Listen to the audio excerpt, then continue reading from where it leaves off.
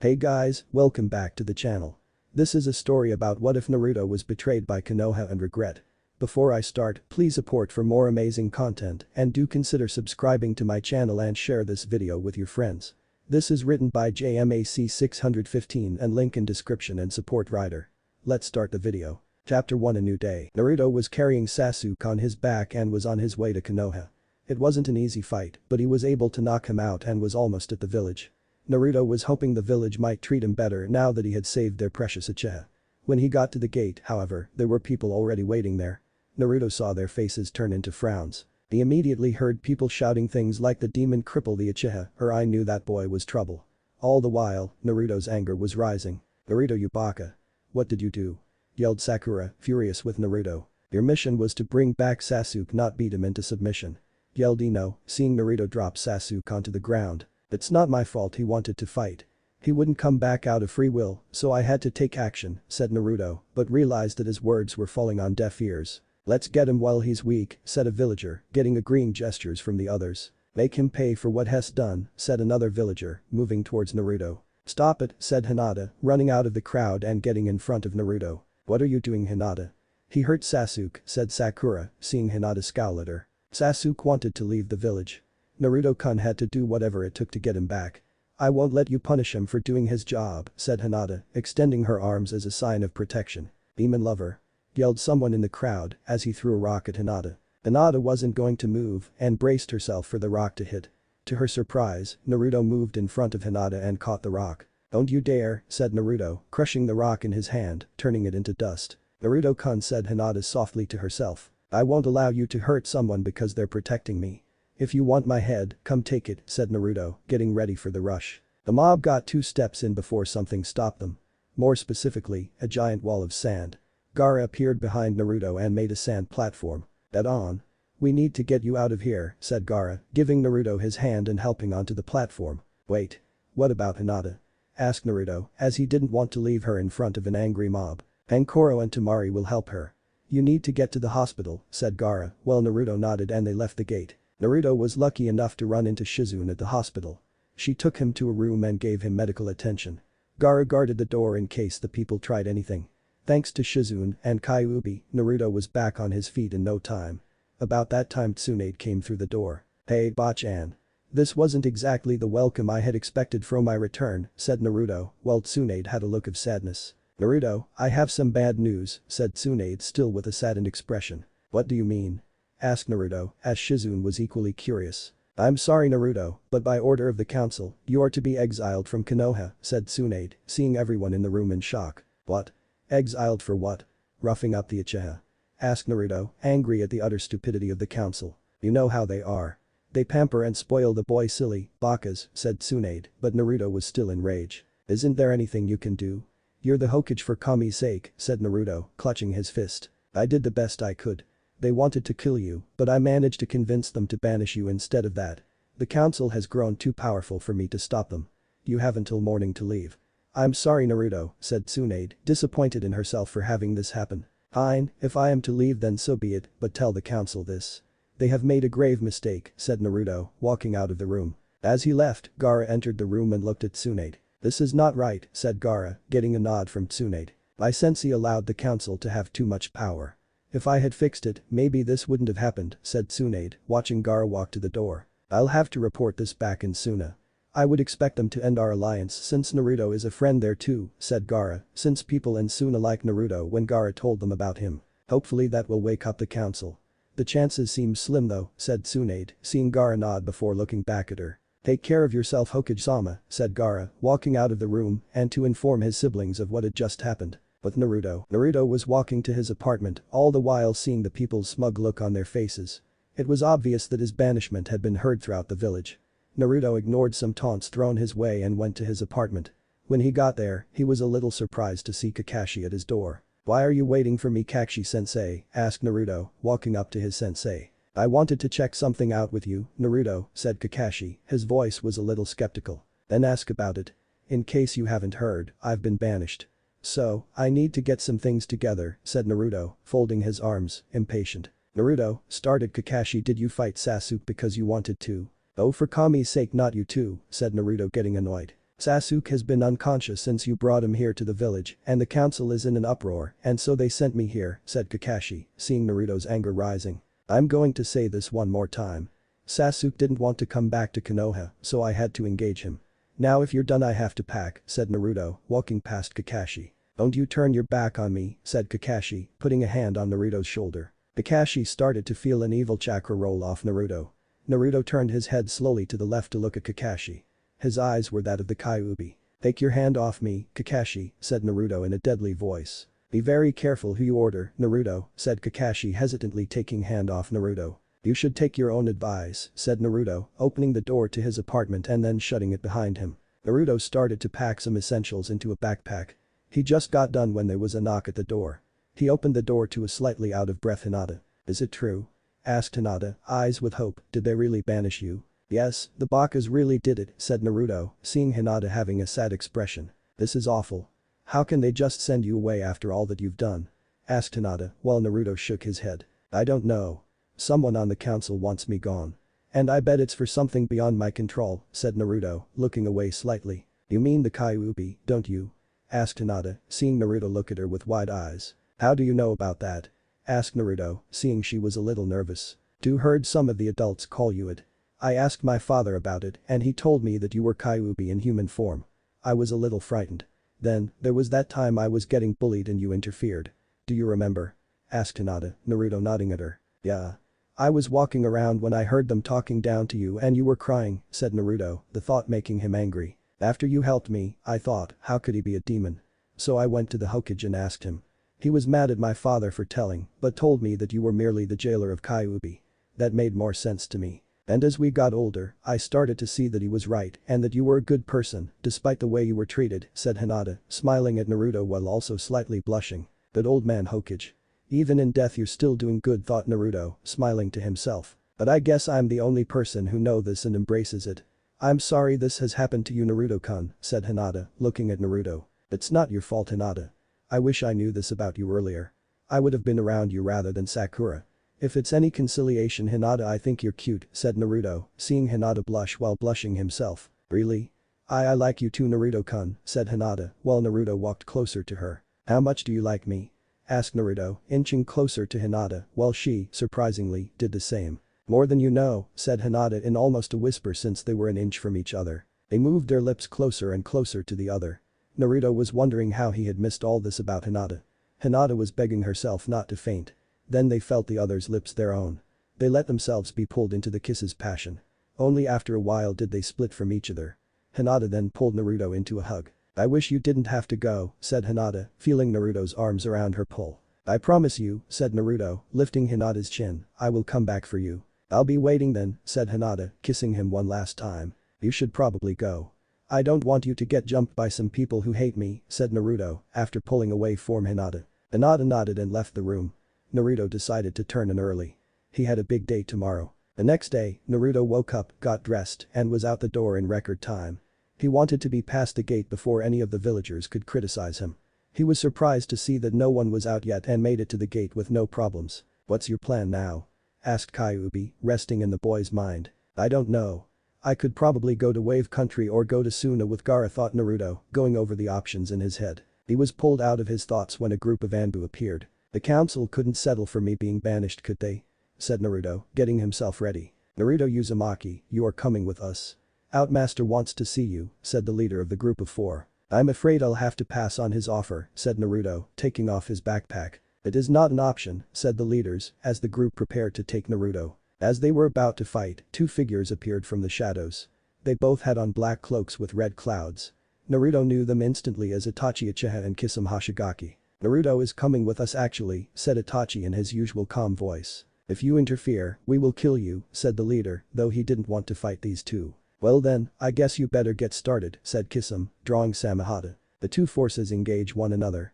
All the while Naruto was just standing there. Let's get out of here while they're fighting, said Kyuubi, wanting to get far away from the fray. Naruto, however, just continued to stand there, watching the fight. More specifically, the Akatsuki. And was making a plan in his head. A plan that had a slim chance of working, but if it did, he could become strong enough to take down Konoha. He was brought out of his thinking when an Anbu's jutsu caught Kisame. His feet were stuck in a type of mud jutsu, and the Anbu was about to deliver the final blow. Naruto had to make a choice now, and he made it in an instant. Naruto pulled out a kunai and threw it right at the Anbu. It nailed him right between his eyes and fell to the ground dead.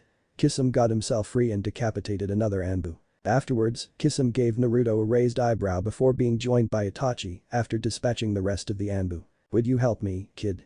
asked Kisame, as Itachi was now raising his eyebrow as well. "I want to talk to your boss." "I have a proposition for him," said Naruto, seeing both of the Akatsuki members look at one another. "Kid, what are you doing?" asked Kyuubi, as he was thinking that the kid had lost his mind. Itachi and Kisame turned to one another and started to discuss the situation. Meanwhile, Naruto was talking to Kyuubi. "Why are you wanting to talk to their boss? Have you forgotten that you are what they're after?" asked Kyuubi, stumped at the moves that his vessel was making. "Just trust me on this one." "I have a plan," thought Naruto, seeing Kyuubi reluctantly nod. "Come with us, Naruto," said Itachi finally after talking with Kisame. Naruto walked behind Itachi and Kisame as they left the land of fire. They kept walking until they made their way to aim. After waking through the drenched village, they came to a tall tower. They made their way to about the top when they came to a door. Inside, Naruto saw 7 other people with Akatsuki cloaks on. They were all giving him a look of curiousness. At the end of the room was a woman with blue hair with an origami flower in her hair. Next to her was a man with orange hair and 6 nose piercings. But the strangest quality about him was that his eyes were gray with circles around the pupil and outward. "Itachi, Kisame, what is the Kyuubi Jinchuriki doing here?" asked Pain, narrowing his eyes at Itachi. "He requested to see you. Says he has some sort of proposition," said Itachi, seeing Pain's eyes continue to narrow at him. "And you thought that gave him the right to see me?" said Pain, anger was building in his voice. "There is something else. When we went to capture him, another group of Anbu had come to take him. We engaged them and I got caught in a jutsu. As the enemy was about to kill me, the Jinchuriki took out the enemy. I probably wouldn't be here if it wasn't for him," said Kisame, Pain's eyes widening along with everyone else. "Is this true, Itachi?" asked Pain, as all eyes fell on Itachi. "Yes, it is. Naruto saved Kisame," said Itachi, all the while Pain was thinking in his head. "Very well. What is your proposition, Naruto?" asked Pain, as Naruto moved closer to the man. "It involves me joining the Akatsuki," said Naruto, gaining mixed emotions from everyone in the room. "An interesting request. What's the downside?" asked Pain, as he knew it would come at a price. "You have to stop hunting and killing Jinchuriki," said Naruto, as he could tell a lot of the members were about to yell, but were stopped by Pain. "Naruto, we require the power of the Bijuu to bring peace," said Pain, trying to be diplomatic. "That is why I have an alternative. Have the Jinchuriki join the Akatsuki," said Naruto, hearing mumbles throughout the room. "How can this work?" asked Pain. "Think about it. My village just kicked me out because of what I am. The other villages threat their Jinchuriki the same way, I'm sure. We go to them, offer them a chance to do a little damage. I can probably increase your chances since I am a Jinchuriki," said Naruto, while some of the other members started to talk amongst themselves. "This would make things easier, but what about the ones that remain loyal?" asked Konan, as she knew there were some that still had respect in their villages. "We'll just do our best with them, but I won't force them into joining. We could even cut a deal with some of the villages they're in," said Naruto, seeing the Konan nod at him. "That seems fair, but to keep up our image we should keep them hidden until they're needed," said Pain, as he wanted to make sure that everyone knew the image of the Akatsuki as a fierce force. "I've got friends in Wave Country that can keep them safe and hidden," said Naruto, earning a smirk from Pain. "Impressive. I hereby initiate you into the Akatsuki. However, you are still a genin and need proper training. Itachi, train him in what you know. We won't make a move until 2 years' time, so I expect him to be powerful by that time," said Pain, as he ended the meeting. Itachi escorted Naruto to his room and aim. After Itachi left, Kyuubi talked to Naruto. "Well, what do you know? There is a brain in that skull of yours." "Nicely done, my vessel," said Kyuubi, impressed with how Naruto handled the situation. "Yeah, things have definitely played out in our favor. And it looks like I'm gonna get some real training done," thought Naruto, as he could wait to get to work. "You and I are gonna train together as well. With me and the Akatsuki training you, no one will be able to hold a candle to you," said Kyuubi, chuckling to himself. "For now, though, I need rest. Got a bid date tomorrow," thought Naruto, turning off the lights and going to bed. Chapter 2: The First Step. 2 years. 2 long years had passed since Naruto was banished from Konoha. Some of the people that had come into contact with Naruto or were helped by him were not happy in the least bit. Wave Country had cut off all trade with Konoha. Spring Country was also ticked to the point where they didn't want another Konoha shinobi on their land. If things weren't bad enough for Konoha, Kabuto snuck into Konoha a few days after Naruto brought back Sasuke and successfully got Sasuke to Orochimaru. Konoha was looking really bad and this did not bode well with the fire daimyo. He pretty much told them to get their act together or risk losing all future missions to another village. And so Tsunade sat at her desk, working on paperwork with a little bit of a sorrow. Things were a little down since Naruto left. She missed the Gaki, always barging in, calling her names, and wanting to be Hokage. He always brought a sort of brightness to the area. But those days were gone now. The thing that got her blood boiling wasn't just the council, but the fact that his friends didn't seem to care he was gone. She just couldn't believe there weren't more missing him. It was just her, Iruka, Jiraiya, the Konohamaru Corps. And Hinata. Iruka missed his adoptive son and favorite student and despised the council for its decision. Jiraiya had set up a part of his spy network to keep an eye out for any information on Naruto, but unfortunately there was none to report. Konohamaru and his teammates were sad that their boss had been expelled from the village. Hinata, well, she was a little heartbroken, but her moment that she spent with Naruto before he left was comforting her much. She took out a bottle of sake and took a swig before lying back in her chair. "Naruto," said Tsunade to herself, "I hope wherever you are, you're safe." Meanwhile in AIM things were looking pretty good. Somehow, they had gotten trading rights with Wave Country, so they were getting much better supplies than before. They gave thanks to their god and angel who watched over them. Underneath the city, the Akatsuki were training. Kisame, Haiden, and Deidara stood across from their training opponent. Naruto Uzumaki stood with a black short-sleeved shirt, black pants and black sandals. His hair had grown a little but not by much. Watching from a distance was Itachi, Sasori, and Kakuzu. For the first year of his training, Naruto worked with Itachi constantly, from ninjutsu to taijutsu to genjutsu. When he wasn't working with Itachi, he would spend training time with Kyuubi or Kurama as he learned to call him. Naruto now possessed Kurama's power and had had plenty of time to manipulate it fully, though he was sure there were still some kinks to work out. Naruto then started to spar with the rest of the Akatsuki, though not with pain, considering he was taking care of AIM as its leader. And here Naruto stood, sparring once again with his new teammates' teachers. "Again," said Itachi, as Haiden and Kisame attacked from the front while Deidara maneuvered around to the right from Naruto. Haiden swung horizontal at Naruto, but Naruto ducked underneath of the side and maneuvered to punch him in the gut.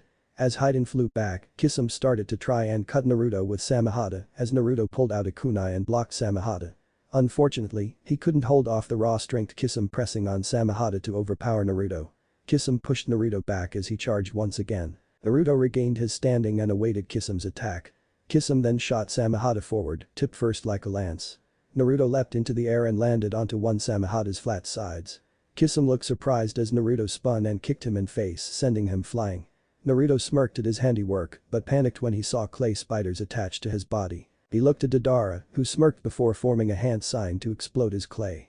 The explosions kicked up dust and debris as Naruto disappeared in the confusion. There was stillness in the air as everyone waited for the dust to settle. When it did, only debris remained and Naruto's body was gone. The shadow clone. "The kid's gotten so much faster," said Deidara, looking around for the blonde Jinchuriki. He then heard movement behind him. He turned around to see Naruto dropping down in front of him. Deidara tried to jump away in order to keep the distance advantage, but was grabbed by the cloak by Naruto and flung to the ground. Naruto then did a slight leap in the air and brought now his leg over his stomach. Deidara gasped as the air was knocked out of him. Naruto then kicked him in his side and sent him over to Haiden and Kisame. The group of three got to their feet and looked at one another. Deidara created a bird to fly on, while Kisame and Haiden charged with their weapons in hand. Naruto gave a slight grin as he pulled out two kunai and charged to meet his targets. They were 2 feet away from each other when a wall of paper sheet separated the two. Haiden, Kisame, and Deidara calmed themselves as they rested their weapons down, and Deidara dispersed his bird, while Naruto put away his kunai. Conan reformed amongst the sheets of paper. "Ain-sama has called a meeting," said Conan, as the members nodded and before she started to walk upstairs. Naruto grabbed his Akatsuki cloak and made his way upstairs and smirked along with Haiden, Kisame, and Deidara. When they got to the top they found Pain sitting on his throne waiting for the other members. As members took their seat, Pain stood up from his chair. "Akatsuki, it is finally time to put our plan to bring about peace amongst the villages into action. Deidara, Sasori, go to Suna with Naruto and get Gaara. Take him to the base alive and then Naruto can negotiate with him. After that I will give you future orders," said Pain. See the members he referred to nod before leaving. "Good luck Naruto," said Itachi, while Naruto gave a mock salute. "Thanks Itachi-san," said Naruto, adjusting his Akatsuki cloak. "Wait Naruto, I have had something made to conceal your identity. We can't having go into combat with you face showing just in case Suna get backup from Konoha," said Pain, as Conan brought forth a white mask that had a skull design with red streaks coming down from the top down the eyes and to the sides of the jaw with a red cloud on the forehead. I like the skull design, but how is this supposed to keep my identity safe? My blonde hair isn't exactly common in most places, said Naruto, picking up the mask and looking it over. There's a genjutsu over the mask that will change your hair color to black. Go ahead, try it out and see, said Konan, actually sporting a small smile on her face. Naruto gave an unsure look as he put the mask on.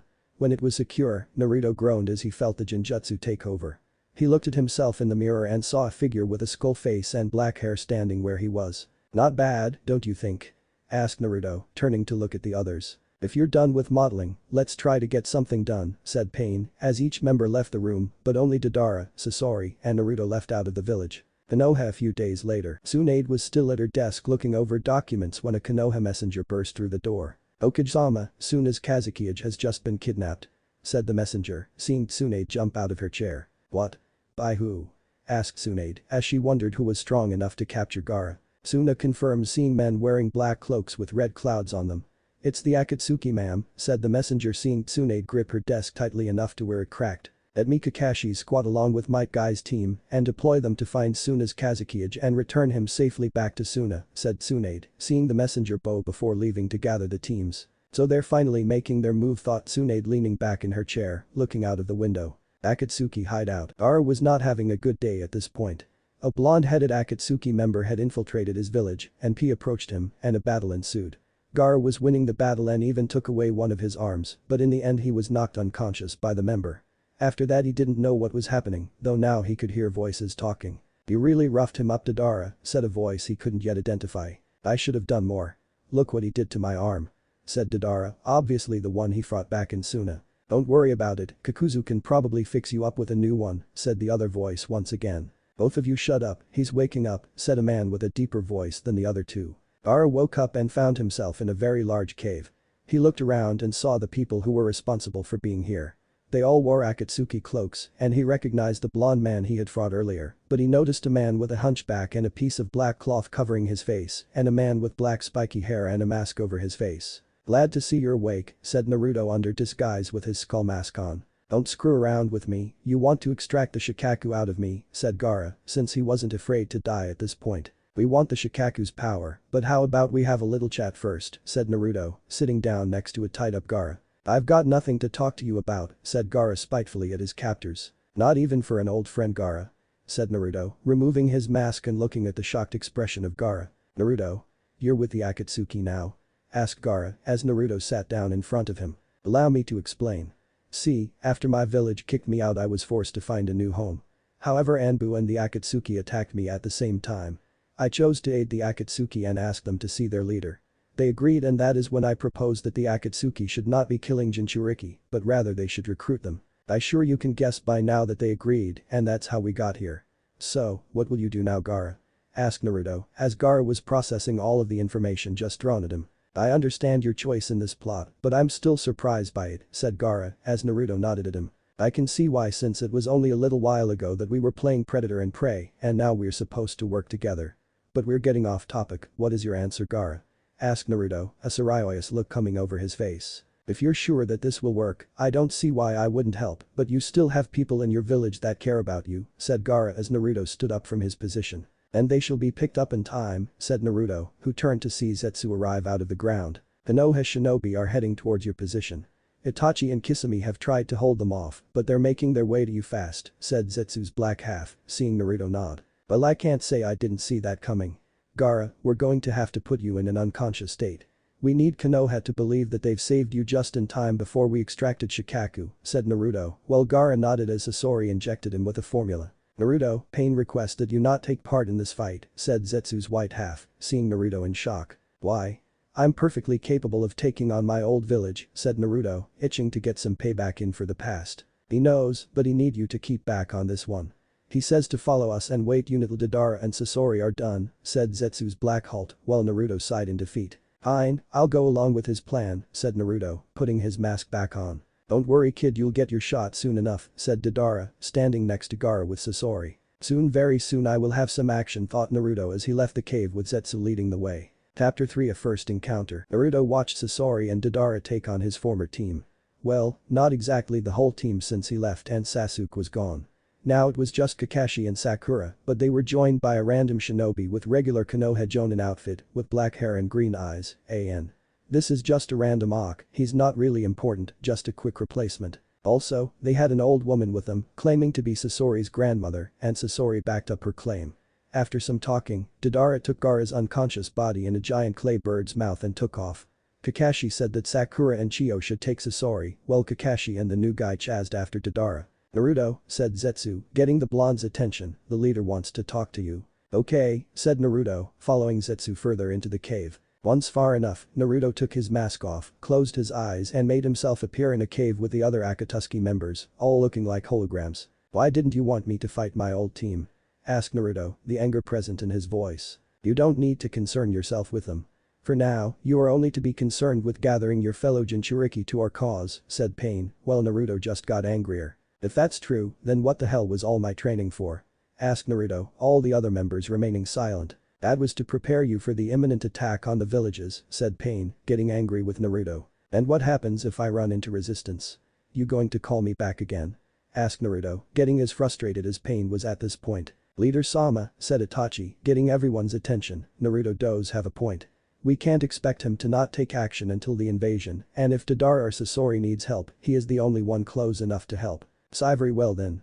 I suppose I couldn't keep you out of action forever, but keep your identity a secret. Zetsu, monitor Deidara and Sasori and inform Naruto when one of them needs support," said Pain, signing off from the conversation. "Thanks for the support Itachi-san," said Naruto, who couldn't exactly read Itachi's face. "I have no love for a village that does what it did to you for completing a mission. Might as well just cause trouble for it. Plus all that power is useless if you can't use it," said Itachi, earning a nod from Naruto before signing off as well. "Naruto," said Zetsu, reappearing next to Naruto, "Sasori is holding his own against your former pink-haired teammate and the old woman, but Deidara is running from Kakashi and the other member. You should tail him and provide backup when he needs it." Naruto merely nodded, applied his mask, and left out the cave via a secret entrance. It didn't take Naruto long to find Deidara being chased by his former sensei and his apparent replacement. It made Naruto want to attack him right now, but patience was key right now. He was staying hidden in trees above the canyon that Deidara was flying over. While he was running, Kurama decided to have a little chat. "You've gotta calm down, kid, your adrenaline and anger are building up by the minute," said Kurama, talking to Naruto in the back of his head. "I've been waiting for an opportunity like this for 2 years, I will not let it slip by me," said Naruto, keeping his pace so as not to get too far ahead. "I know, but you have to be patient. Remember what the others and I taught you. If you can wait for your time, the victory will be all the more sweeter," said Kurama, as Naruto began to calm himself. Eventually, Kakashi and the Jonin, Ichiro, made their move against Deidara. Kakashi used his Manjuku Sharingan to create a hole to another universe and took off Deidara's right arm. Meanwhile, Ichiro created a wind blade and cut the head of the giant clay bird that Deidara was riding, causing him to abandon the bird and flee into the forest. Kakashi pursued after Deidara, while Ichiro went on to tend to Gaara.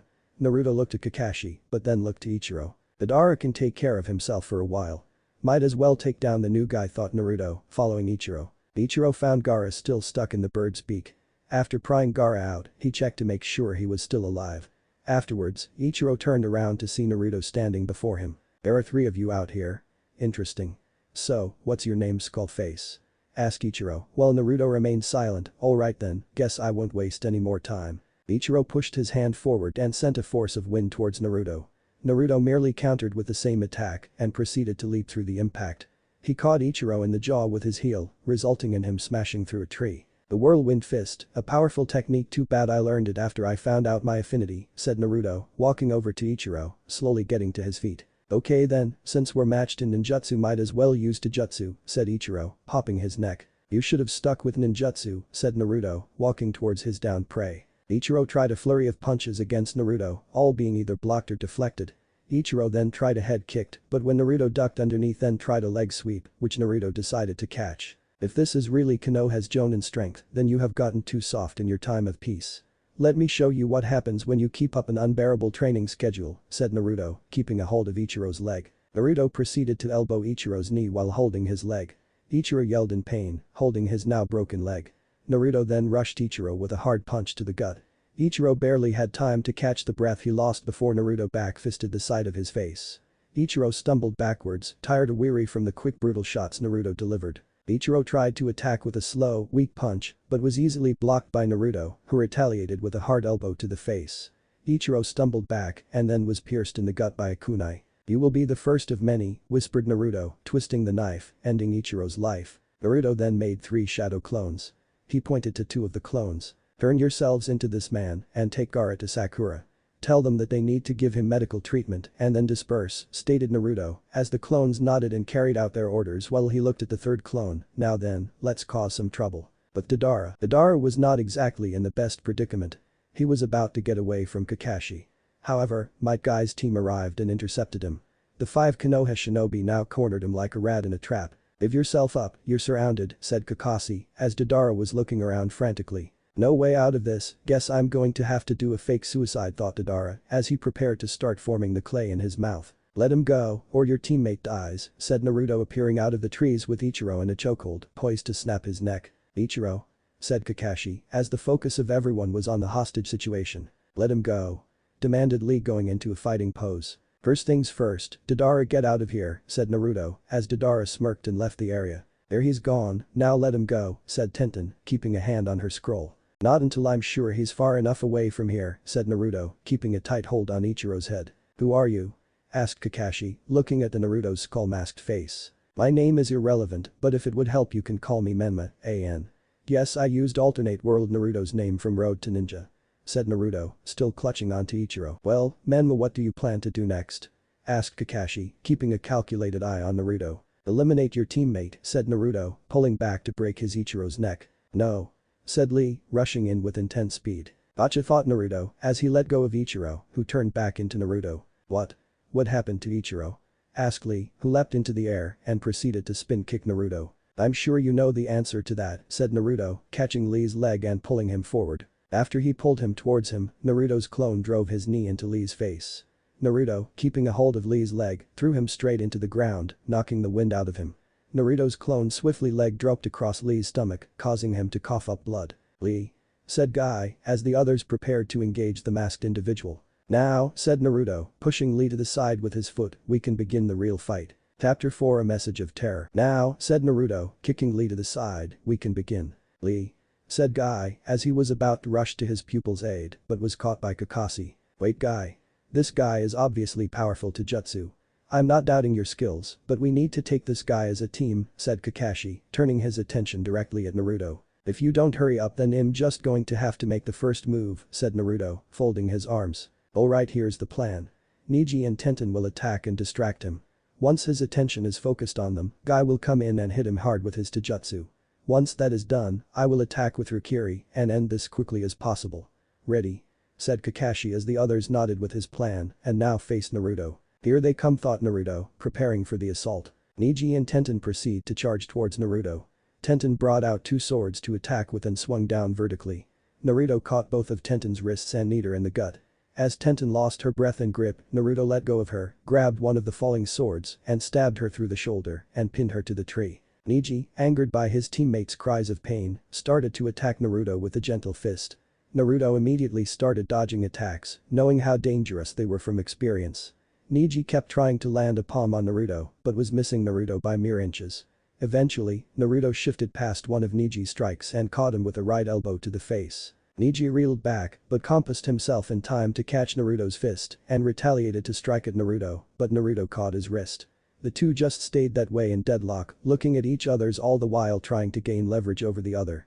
Naruto eventually monkey flipped Neji into a tree back first and got to his feet. Neji got back to his feet in time for Naruto to grab his face and smashed it into the ground. Naruto released Neji to find that he was unconscious. Naruto had very little time to take in the victory before he was back on the defense. "Dynamic entry," yelled Guy as he launched his signature flying kick. Naruto ducked out of the way of the kick and then attempted to catch Guy with a kunai. Guy grabbed the kunai out of midair and threw it to the side and then proceeded to engage Naruto in taijutsu. Guy was the one mostly on offense, but this was because Naruto wanted to weaken Guy as much as possible.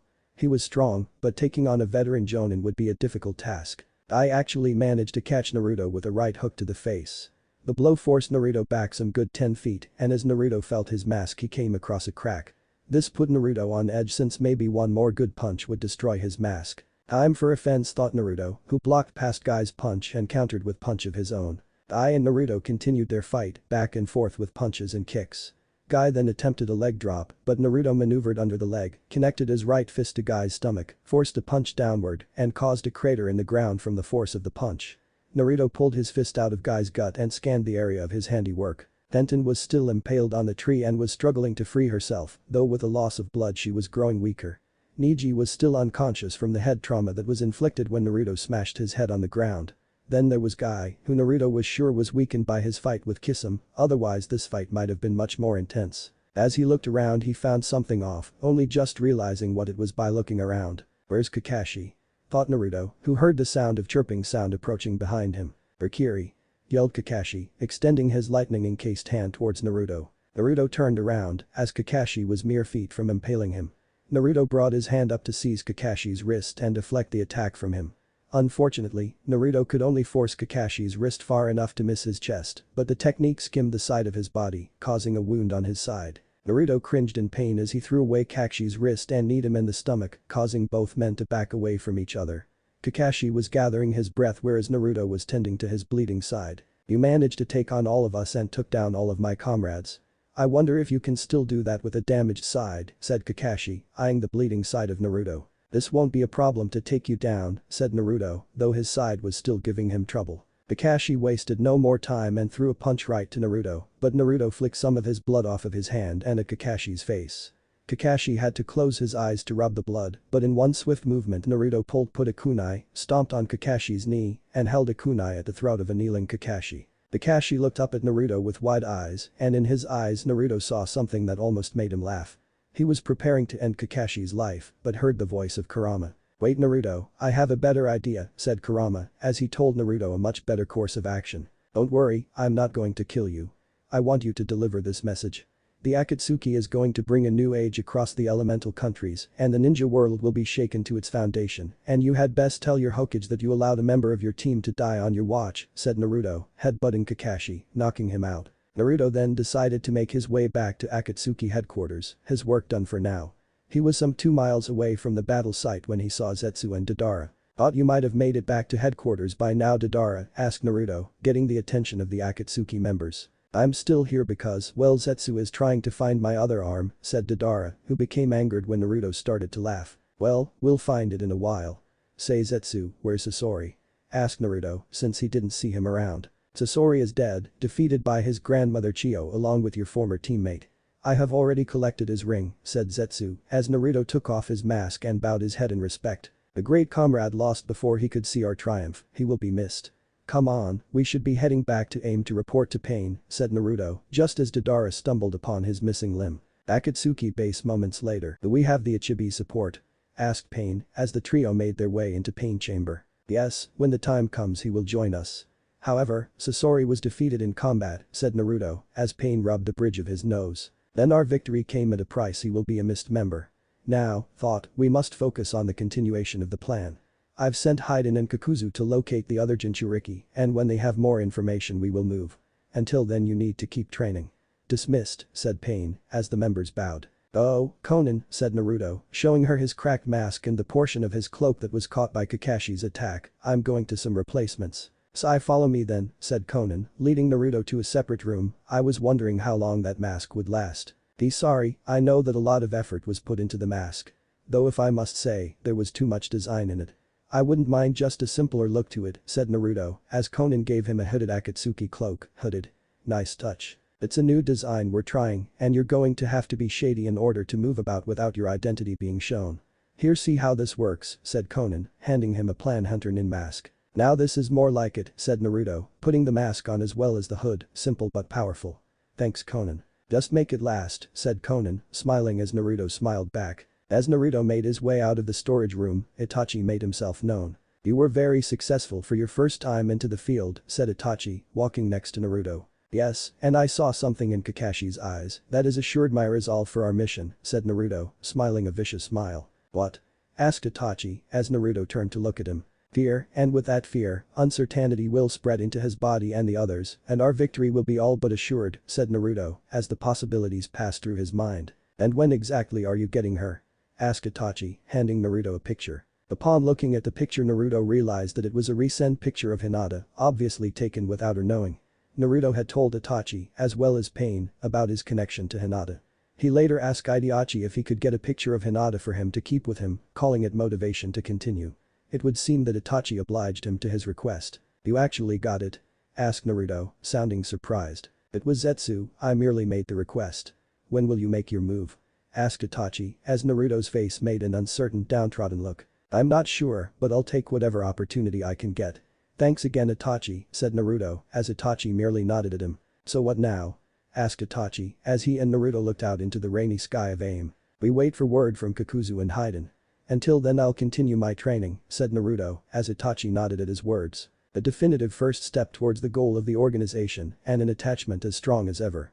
Naruto continues his crusade for a better world through any means necessary. Chapter 5. Not as hard as we thought. "You're telling me that one man did all this to you and your team?" asked Tsunade, as she was looking at Kakashi in disbelief. Kakashi and Guy's team found Ichiro's body and sealed him away until they got to Konoha. They later ran into Sakura and Lady Chiyo, who were carrying Gaara back to Suna, and explained what had happened. Sakura said that two of Ichiro's clones brought Gaara to her, to which Kakashi came to the conclusion that he must have done this before dying. After taking him back to Suna, Gaara thanked them for their help and was sorry for the loss of their comrade. After getting some medical treatment, the squad returned to Konoha, victorious, but still showing signs of being beaten. So, here Kakashi was explaining, uneasily, to Tsunade what exactly happened to him and Guy's team. One man single-handedly took out Guy's team and then proceeded to injure him and deliver a message. "Yes, Hokage-sama. I've never seen anything like it. I could possibly see him taking down Tenten and maybe Lee, but he managed to avoid encounter Neji and Guy, then still have enough prowess and technique to beat me," said Kakashi, still trying to piece together the whole situation. Tsunade sighs. The Akatsuki is getting bolder, this guy especially.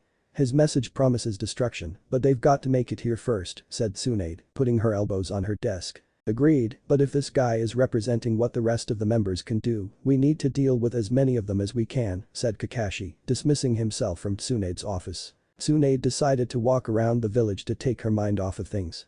She greeted villagers that greeted her as she made her way around the market. Eventually, she found Iruka sitting down at Ichiraku's, enjoying a bowl of miso ramen. "Hello Iruka," said Tsunade, taking a seat next to the Chunin. "Oh, Tsunade-sama. Can I get you a bowl?" asked Iruka, as he greeted her with a smile. No, I'm not hungry Iruka," said Tsunade, as she looked at the wall of the restaurant. "It's not the same without him, is it?" "Yay," said Iruka, a frown crossing his face. "It seems like any minute now he'd be coming up asking for me to buy him a bowl." "Yay," laughed Tsunade, who then returned to a saddened face. "What do you think he's doing right now?" "Tsunade-sama, I'm not sure, but whatever it is I know he's okay," said Iruka, smiling at the Hokage. Naruto was running through an abandoned, slightly flooded building as he dodged another fireball. He took cover behind a rock as he started to think of a way to defuse the situation. He was in this predicament thanks to one Jashinist jumping the gun. Haiden and Kakuzu managed to locate the Nibi Jinchuriki, Nai Yujido. Kakuzu told Haiden to let Naruto do the talking and that they were there for backup. However, when Yujido saw them, she started running, to which Haiden started to attack her, calling it wearing her down. Kakuzu punched his teammate while Naruto followed Yujido. Eventually, Yujido led them to this abandoned building and blew the entrance, trapping the three Akatsuki members with her. She then started to use her Bijuu to launch powerful fireballs at them. Which is how he got to hiding behind this rock. "Haiden, I'm gonna kill you somehow," thought Naruto, as he saw Kakuzu trying to get close enough to restrain the Jinchuriki. Yujido saw him coming and launched another fireball towards the man. Kakuzu moved out of the way and extending his tendrils at the Jinchuriki, but Yujido grew her nails out and sliced them into pieces. Kakuzu moved back since she could have easily have pierced one of his hearts. Haiden decided to try his hand at the situation and actually got close to the Jinchuriki. Yujido ducked underneath his scythe strike and impaled the Jashinist with her nails. But Haiden grinned as grabbed her arm and brought his scythe up to strike down the Jinchuriki, who closed her eyes as she awaited the final blow. However, she didn't feel the pain and looked to see the masked Naruto holding Haiden's scythe back. "How clear do I have to make this for you? We are not here to kill her," yelled Naruto as Kakuzu appeared to take Haiden's scythe away. "I wasn't going to kill her much," said Haiden as Naruto rolled his eyes. "I apologize for my friend's actions," said Naruto, seeing Yujido not take her guard down. "I know who you are, I know that you captured the Kazekage, but that you failed in extracting his Bijuu. I won't allow myself to be caught," said Yujido, ready to fight her way out, but heard Naruto chuckle. "You shouldn't believe everything that you hear, Yujido. You heard what we wanted the rest of the world to hear," said Naruto, taking a seat on a pile of rubble. What? You're just trying to confuse me. Stated Yujiro sternly as Naruto took off his mask and looked at her with a smile as he pulled his hood down. What would I gain by lying to a fellow Jinchuriki? Said Naruto, seeing the look of shock in her eyes. You're a Jinchuriki? But why are you with the Akatsuki? They're after our Biju, said Yujiro, as she could feel Nibi stirring around as she felt Kyuubi's presence. There's been a change in their plans. We are now recruiting the Jinchuriki to this cause of bringing a new age to the shinobi world. If we stand together with the Akatsuki, we can bring a change unlike anything this world has, do you think? Asked Naruto, extending his hand. My village is actually very good to me and there is another Jinchuriki in Kuma that's just as loyal to the village. It sounds like you plan on attacking villages and I cannot go along with this if you threaten my village, said Yujiro, as Naruto put his hand down. Then how about an alliance? We could work out an arrangement with the Raikage that would help both parties, said Naruto, as he was trying to get some form of agreement from the Jinchuriki. He might consider it, but Raikage-sama will want to know why I request this and will want to meet face to face in order to secure the deal, said Yujiro, as she was intrigued at the possibility of joining with others like her. Very well. Let us know if we can reach an arrangement and we'll meet to work something out, said Naruto, bowing to his fellow Jinchuriki. I will, said Yujiro, leaving to return to Kumo. Well, not the intended result, but we have at least some progress, said Naruto, looking at the zombie duo. Good, but now I'd like to do something that will actually get some profit, said Kakuzu, pulling out a map of designated targets. Ah Kakuzu, you never cease to increase your income, said Naruto, smirking as he saw Kakuzu glare at him. I have to take a bounty considering you took a large sum of money from me in a poker game, growled Kakuzu, as Naruto shrugged. What can I say, luck just runs through me, said Naruto, while Kakuzu put his map away. Whatever. Let's go hidin', said Kakuzu, as he and his partner left Naruto in the compound. So I guess I'll head off, said Naruto exiting the compound and putting his mask back on. Naruto went into small village on his way to aim. As he was making his way through the village, he sensed a chakra signature, but recognized it as Biju energy. He closed his eyes so to better get a fix on the location of the energy. However, the sound of the fight seemed to be the answer to his question. While others moved away from the sound of the fight, Naruto calmly made his way to the source. Upon making his way into an eatery, he found a Taki shinobi being thrown right by him. He saw two more surrounding a girl with mint hair with an orange hair clip and rain eyes. Her outfit was white top and skirt and wide arm sleeves and blue shinobi sandals. Naruto also noticed a Taki headband tied around her right arm. It's a retrieval unit, thought Naruto, seeing the standoff. She blocked a punch from one of the shinobi and flipped him over her shoulder through a table. The other shinobi attacked a bit more carefully and actually had a back and forth battle going. Naruto watched the battle closely but felt the shinobi behind him start to get to his feet. As he walked back into the eatery, Naruto grabbed him by the back of his head and slammed him into the wall, knocking him out for good. The kunoichi continued her battle with the shinobi but maneuvered around a punch and snapped his neck with a quick motion. As she watched her opponent collapse, she didn't notice the opponent she put through a table get back up. As he got ready to attack her, Naruto threw kunai at his neck, effectively killing the man. The girl turned the sound of a body collapsing on the ground and turned to look at Naruto. You must be quite the fighter to have 3 shinobi come after you, miss. Asked Naruto, seeing as the girl was still hostile. Fu. Would you help me out? Have we met? Asked Fu as Naruto moved closer. My name is Naruto and I represent the Akatsuki, said Naruto, taking off his mask as he talked, though after To's words left his mouth, Fu looked even more hostile and pounced on him. So, you just rescued me to capture me yourself. Sorry pal, but I'm not gonna let that happen, said Fu, currently on top of Naruto with a kunai at his throat. Hold on. I'm a Jinchuriki too. I'm just here to talk, said Naruto quickly, as Fu looked surprised at what he said. How'd you know that I'm a Jinchuriki? Why are you working for the Akatsuki? Said Fu, as she still had the kunai up against his neck. Kyuubi could sense your energy. I just followed your energy to here. The Akatsuki is now just recruiting Jinchuriki to help them, said Naruto, as Fu looked at him, but proceeded to get off him and help him up. Say I believe you, what do I get out of this? Asked Fu, as she waited to know her benefits of joining a terrorist organization. I can promise you revenge against your village. How does that sound? Asked Naruto, as she thought about it, then showed a smirk on her face. Alright, you promise help me take down my village and you got yourself a deal, said Fu, extending her hand. I was actually expecting this to be a little more difficult, said Naruto, raising an eyebrow. Well, if I can at least put my village out of my mind for good, then that's all I can ask of you for no, said Fu, who grew a sly smile while looking at Naruto, unless you want something along the lines of a date. Haha, sorry to disappoint you, but I already have someone, said Naruto, while folded her arms. Lucky girl. Nice to see there's still some kind of loyalty between people. So, where should I meet you for the attack? asked Fu, while Naruto waved her down. Easy, we still have the other Jinchuriki to recruit. Only when we work together can we do anything we wish, said Naruto, while Fu let out a sigh. Fine, but that means I'm gonna have to stay out of sight, said Fu, while Naruto decided to interrupt. There's a small town in the land of waves. Go to a man named Tazuna, tell him Naruto Uzumaki sent you as a guest. He'll keep you safe until the time comes, said Naruto, while Fu was actually surprised. Thought this through, haven't we? Okay, guess I'll head that way. Till later, Naruto Uzumaki, said Fu, exiting the restaurant. Naruto smirked to himself, putting his mask back on. He had just gotten another Jinchuriki to the Akatsuki, and all without a hint of confrontation. Not a bad day for him in the least. As he made his way back and saw aim, he started to think about the group itself. Their members were strong, but if they were going to attack armed villages, they would need to be at their best, Pain included. All he could do was continue his own mission of gathering the Jinchuriki while keeping his own skills sharp. Naruto was making his way to his room in Pain's tower when he felt Pain signaling for another meeting via apparition form. He made his way to where the other members were gathered in Pain's main chambers. You killed the head monk of the fire temple, cashed in his bounty, only to be cut off Konoha shinobi team and killed one of their jonin, and now you to go back and get his body for a bounty? Asked Pain, trying to comprehend the situation that his members have gotten into. We still need to draw income in for our operations, stated Kakuzu bluntly. I understand that, but there's a difference in making our operations have the backing they need and feeding your own income, said Pain sternly. To be fair, Pain-sama, Kakuzu did lose a lot of money to me in a poker game, said Naruto, who got glares from Kakuzu and Pain, but a laugh from Kisame. Kid does have a lucky streak about him, said Deidara, chuckling a little himself. So I go get some form of proof that you killed him and get out. I'm sending Naruto, because after you help yourselves, you can help him go to the Shinobi Jinchuriki, said Pain, as the shadows bowed. No rest for the wicked then. Oh, I also ran into the Nanabi Jinchuriki, Fu, said Naruto, as he saw Konan and Pain look at him and almost said something to him when he spoke up. Don't worry, everything went off without a hitch. Excellent work.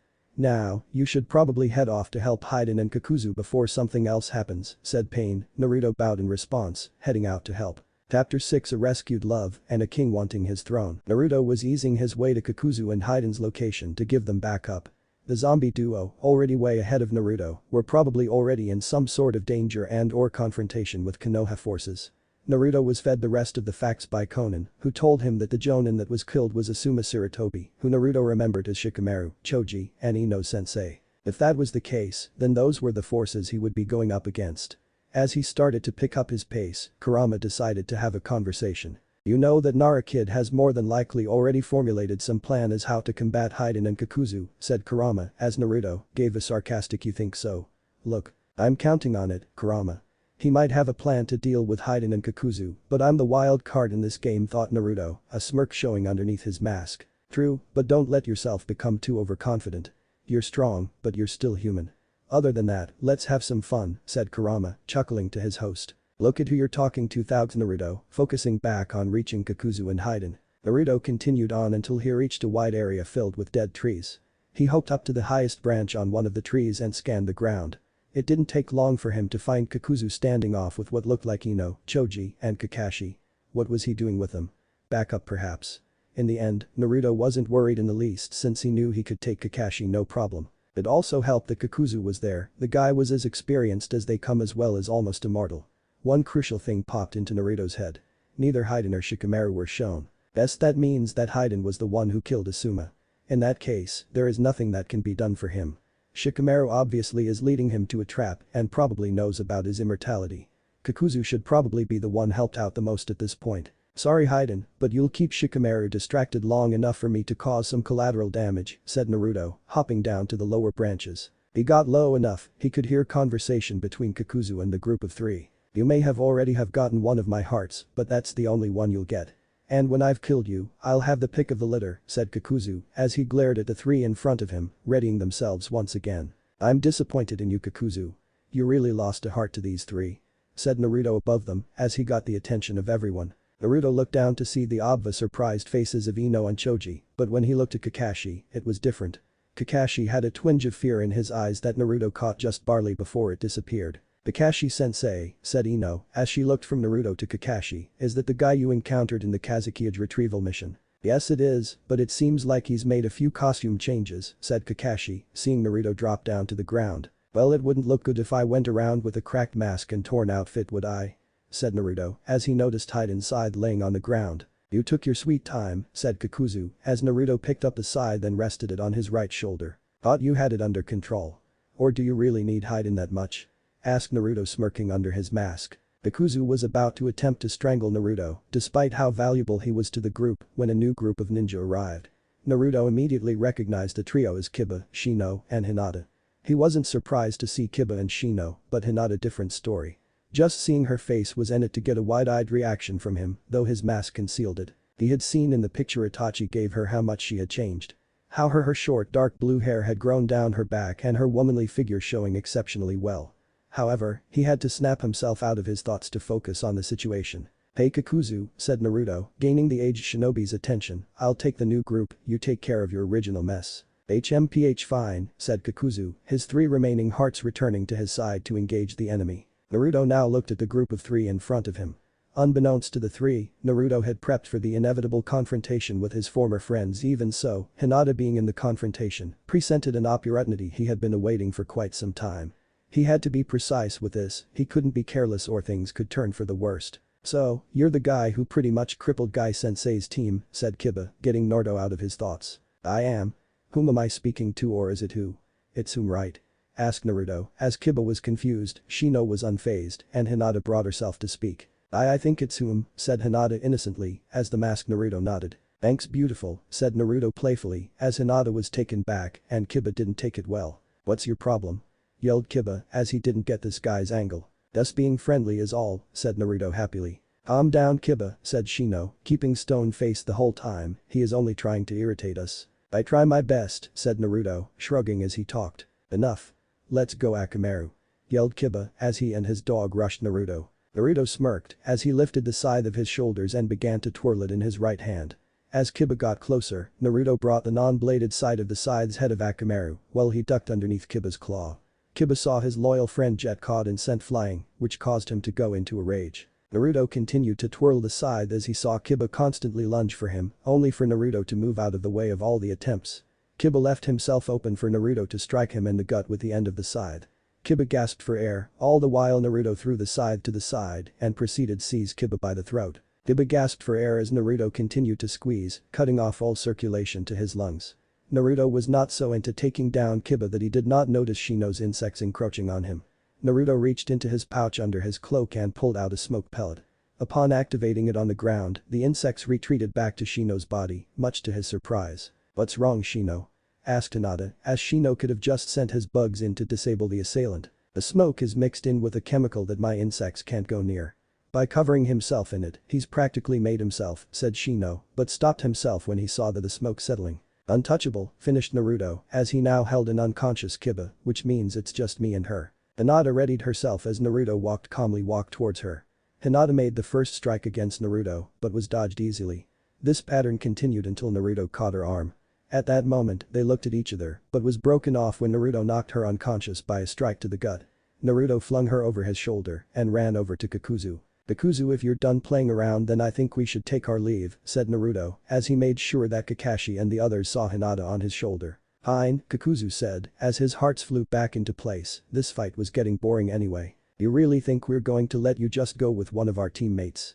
Asked Ino in a disbelieving tone. You follow, she dies, said Naruto, as he and Kakuzu turned and ran. Kakashi-sensei we have to go after them, said Choji, fighting his own exhaustion. That would be unwise, said Shino carrying Kiba on his shoulders, we can't assume he's bluffing with the damage he has already caused to us. Can't you just have a bug track him so we can find him later? Asked Kakashi, who wanted the man stopped. The man coded himself in an essence that forces my bugs to stay away. I have no way of tracking him, said Shino solemnly. Sai let's go find Shikamaru and report back to Tsunade-sama, said Kakashi, as everyone left into the forest where Shikamaru led Hiden. Naruto and Kakuzu were now heading back to Megakure with Hinata still unconscious. Kakuzu looked at the Hyuga on Naruto's shoulder and grew a smile underneath his mask. This would be the only way you could get a girl with you, said Kakuzu, while Naruto glared at the immortal warrior through his mask. Haha, laughed Naruto dryly at the low blow from Kakuzu. Why are you heading to AIM? I thought we had to head out to where the Shinobi Jinchuriki. Asked Kakuzu, as he remembered the leader telling them to find the Jinchuriki. I made a shadow clone that left with Tadara to save time. They should be there by now, said Naruto, as he continued toward the main hideout. Madara and Naruto were making their way through a forest surrounding a huge lake filled by a river made by a waterfall. They had been walking for quite some time and trying to find their person of interest. How much longer to the target, asked Madara, getting tired of all the walking around. They're just a little ways away. Do you mind waiting here while I talk with them? Asked Naruto, seeing Madara gave an irritated sigh. Fine, but don't take long, said Madara, folding his arms while Naruto made his way into the forest. Naruto kept following Kurama's reading on the Jinchuriki's energy. As he kept following the energy into the deeper part of the forest and finally came to the end of his search. Standing in the middle of the forest was a small man with messy, light gray hair, pink pupilless eyes. He wore a gray, sleeveless shirt with a Kurigakure forehead protector attached to the front, short-sleeved mesh armor, over which he also wears a green poncho, along with a turquoise sash around his waist, paired with a green apron over his pants.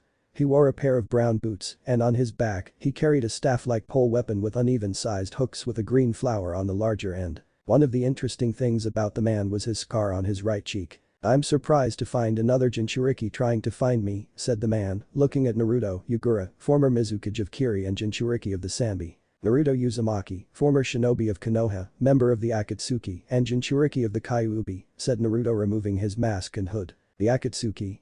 Said Yugura, narrowing his eyes at the blonde, interesting since I thought we were on opposite sides of the board. That's the past. We're now working together to set a new order in the shinobi world. Interested? Asked Naruto, while Yugura just looked at the blonde. I want something out of this new order of your friends. When we take action, I want my position as Mizukage in Kiri. Rest assured, you will have my cooperation from beginning to the resolution. Do I have your word?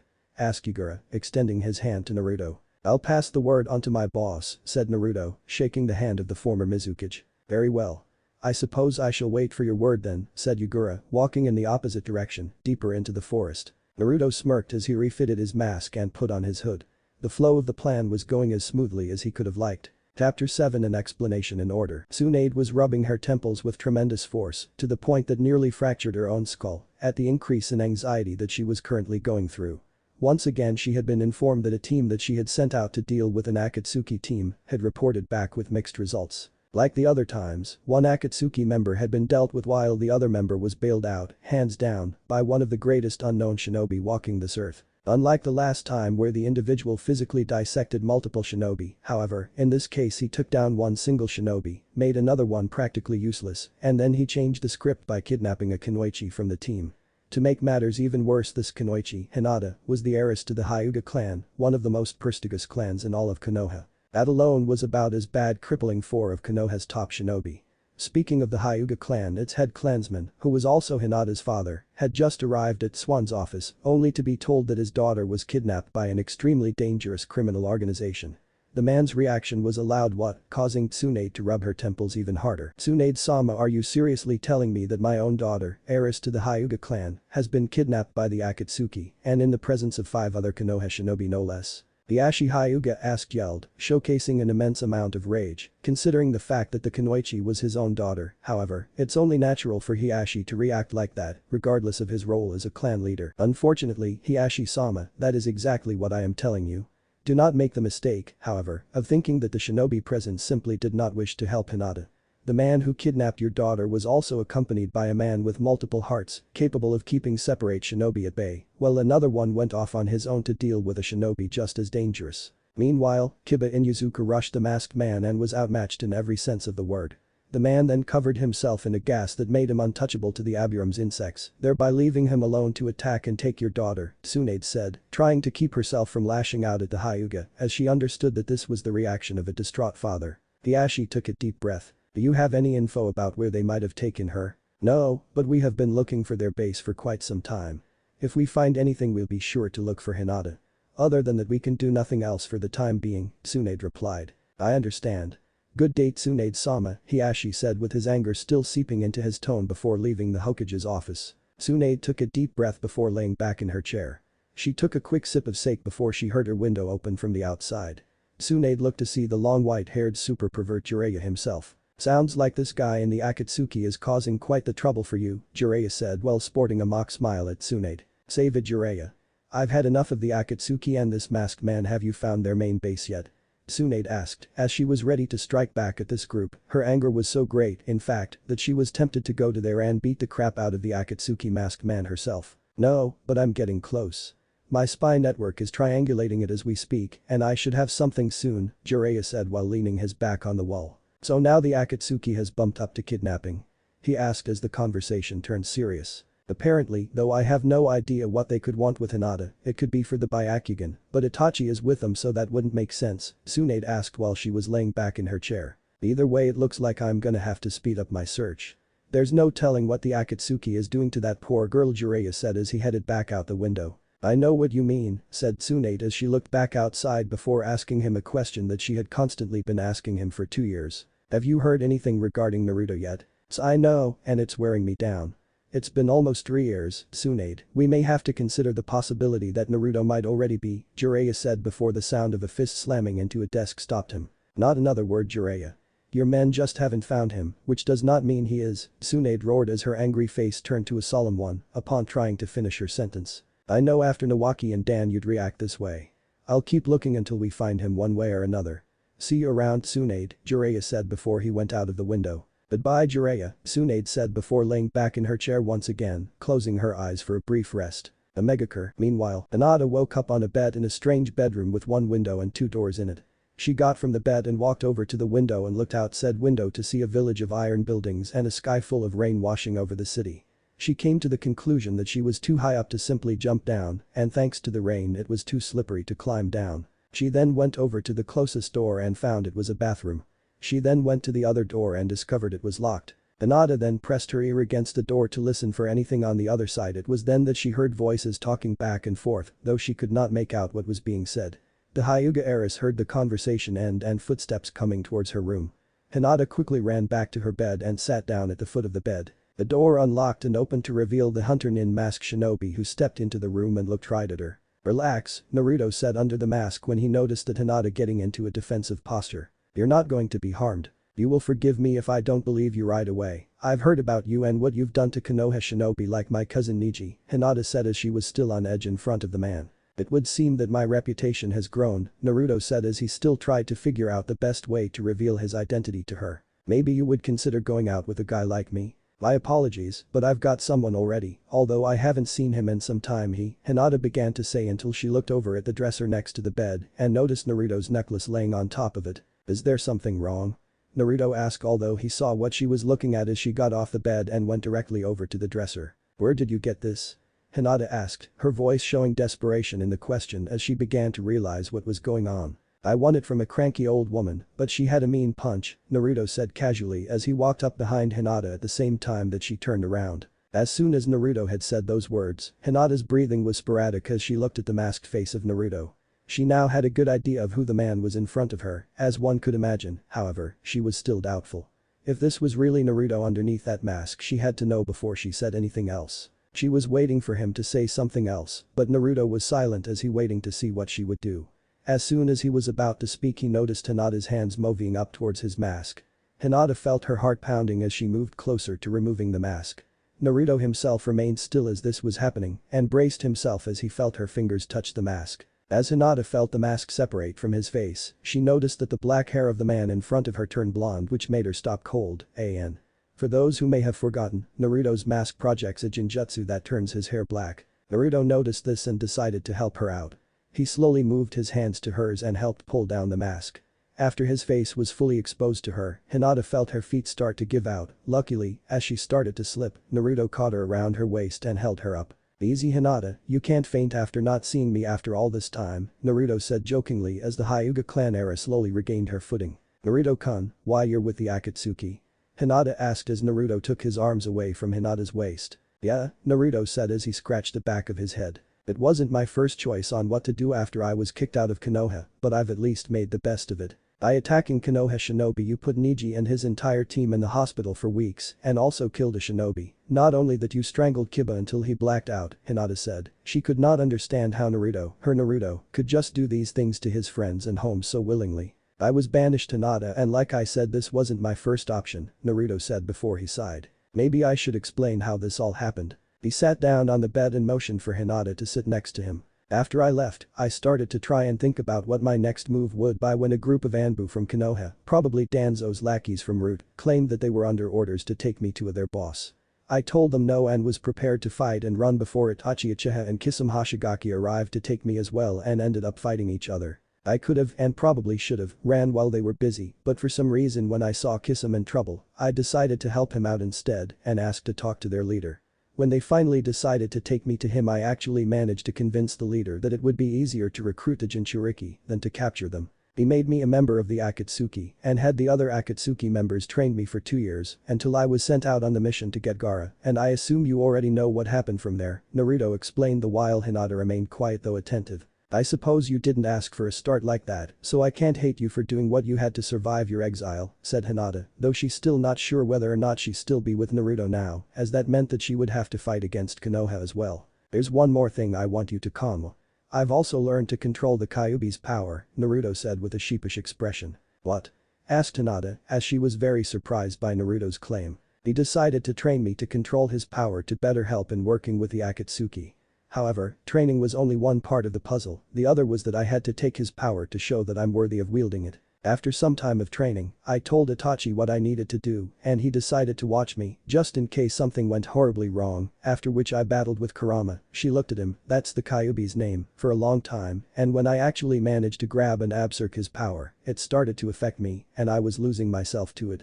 Just I was about to be lost, he takes a deep breath, I was saved by my parents, said Naruto, to which Hinata gasped. I had the same reaction when I saw them. You see, Hinata-chan, my dad was the Yondaime Hokage, and my mom, whose name is Kushina Uzumaki, was the Jinchuriki of Kurama before me, Naruto explained. They managed to put some of chakra into the seal, should the day come when I want to take Kurama's power. They hugged me, well my mom more than my dad of course, he and Hinata laugh, but then they asked me what had happened to me. Upon telling them everything from my time in the academy to my being an Akatsuki, my parents were beyond angry. Dad couldn't believe the village he protected and gave his life for treated his son this way for completing a mission. Mom was just straight up rage and wished she wasn't dead to take vengeance on the village herself. When they calmed down, they reacted the same as you did when they found out I was a part of this organization. They kept asking me if I was sure and I told them I wasn't going to turn back. With that notion, they helped me tackle Kurama and take his power in a barrage of attacks. But that done, my parents told me they loved me and wished me luck. I then started practicing with the power until time came for me to move. After Naruto finished up his story, Hinata stood up and walked over to look out the window. So now you know what I've been doing all this time, Hinata-chan. What are you thinking?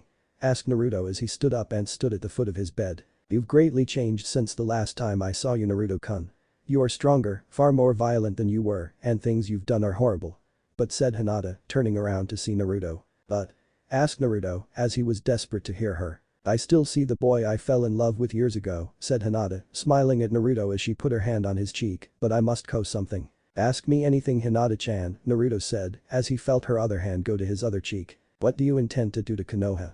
Asked Hinata, as she wanted to know what was in store for the village. If you're asking if we will attack it, then yes, we will attack Konoha at a certain time, said Naruto, wanting to be truthful to his love. I'm guessing I can't turn you away from doing this, said Hinata, to which Naruto shook his head, then may I ask that my sister be spared in the attack? Certainly, as I am getting others out before our attack anyway, said Naruto stroking her hair. Thank you, Naruto-kun, said Hinata, kissing him fully. They stayed locked in their passion, unaware that Itachi stood outside happy that Naruto finally got his love.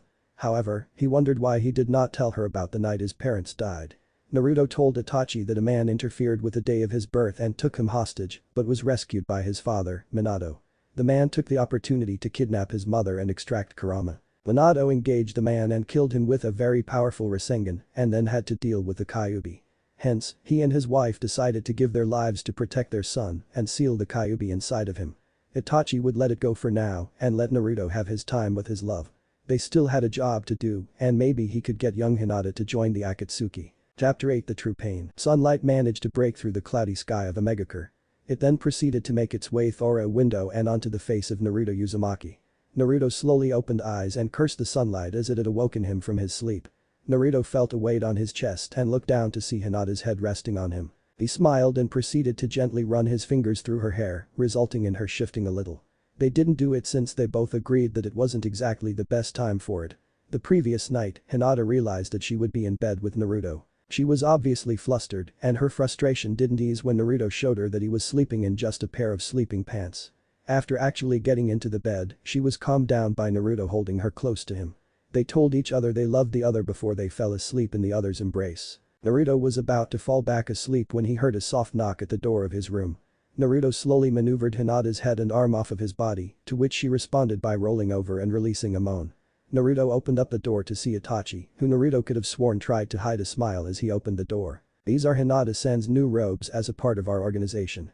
When you both are ready, Leader Sama would like to see you both," said Itachi, handing Naruto the stack of clothes. "Thanks Itachi," said Naruto, who was about to close the door. "By the way, was that a smile about earlier?" "I'm not sure what you're talking about," said Itachi turning around and smirking as he left. Naruto rolled his eyes and closed the door.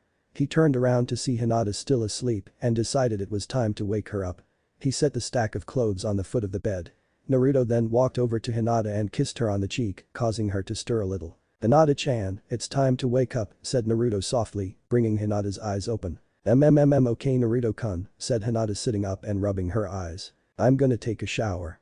"Your clothes are at the foot of the bed when you're ready," said Naruto, gathering up his own clothes so he could change after his shower. After showering, Naruto put all his Akatsuki gear on in the bathroom. After finishing, however, he noticed that he didn't have his hunter nin mask. "Hinata-chan, have you seen my," said Naruto as he opened the door only to find that Hinata herself was wearing the mask as she had herself wrapped in the bed sheets. "Looking for something Naruto-kun?" asked Hinata innocently as Naruto chuckled at her. "Your beautiful face should never be covered like that Hinata-chan," said Naruto, taking the mask off of her face. "Nice of you to say," said Hinata as she and Naruto leaned into a kiss, his arms wrapping around her waist. "Come on," said Naruto, pulling away from her, "we shouldn't keep leader waiting." Hinata smiled as she went past Naruto to take her shower and get dressed.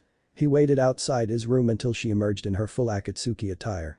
The duo walked into the main chamber where Pain was sitting in his chair and Konan standing to his right. "So this is the new recruit?" asked Pain, putting his elbows on his knees. "Hinata is a capable shinobi, both in skill and in her Kekkei Jinkai. She will be a helpful member to this organization in bringing about the new order," said Naruto, as Hinata slightly blushed at Naruto's words of praise. "I'll take your word, but we should test her skill and improve upon them. Konan, take young Hinata and train her. We need her skills sharp and ready when we're ready to move," said Pain, as Konan nodded. "Come along, Hinata. We'll begin your training at once," said Konan, as Hinata followed her out of the room. "Looks like Konan finally has an apprentice of her own," said Naruto, chuckling a little to himself. "Are you certain that she can be trusted? She has clan members still in the village and could turn on us," said Pai, while Naruto folded his arms. "You doubt my judgment?" asked Naruto, raising an eyebrow to the leader of the Akatsuki. "I think you're letting your personal feelings cloud your judgment. You love her and that could be hindering your choices," said Pain, as Naruto was not liking the tone of the man. "Oh really? So did the love Yahiko have for you and Konan cloud his judgment when he made the sacrifice for you too?" asked Naruto, as he saw Pain's eyes widen. Konan had told Naruto in his downtime during the 2 years of training about the stories of her time with Yahiko and how she loved him. She recounted the many adventures she had with him and Nagato, from their time as orphans being trained by Jiraiya to the formation of the original Akatsuki. She then told him the moment when Yahiko gave his life for her and Nagato and how it changed everything. Naruto knew bringing up the subject was risky, but he took the chance all the same. It proved not well when Pain seized Naruto by the throat. "You dare justify your situation by using my friend's dying moments as the same as you're trusting this girl? I should break your neck," said Pain in a quiet rage. "Maybe you would rather do this face to face then," said Naruto, getting another wide-eyed look from Pain. "So it's true. This is just the puppet. How have you figured this out?" asked Pain in a panic whisper. "I've been around you for 2 years and Kyuubi sensed something off about you in that time. Said you had chakra going through you, but it was highly concentrated in certain points of your body. So we theorized that this person was a puppet being controlled and you just proved our little theory," said Naruto, even with his throat being gripped. "What now, then, are you going to do?" asked Pain, since his answer would hinder on life or death. "I'm not going to betray you and I will not reveal this to anyone. All I ask is a meeting with a real you," said Naruto, as Pain began to let him down. "To what end?" asked Pain, eyeing him carefully. "Simply to understand why you are using these bodies," said Naruto, looking Pain clearly in the eye. After a few seconds, Pain gave a nod to him and turned his attention to the arriving Zetsu. "I have news.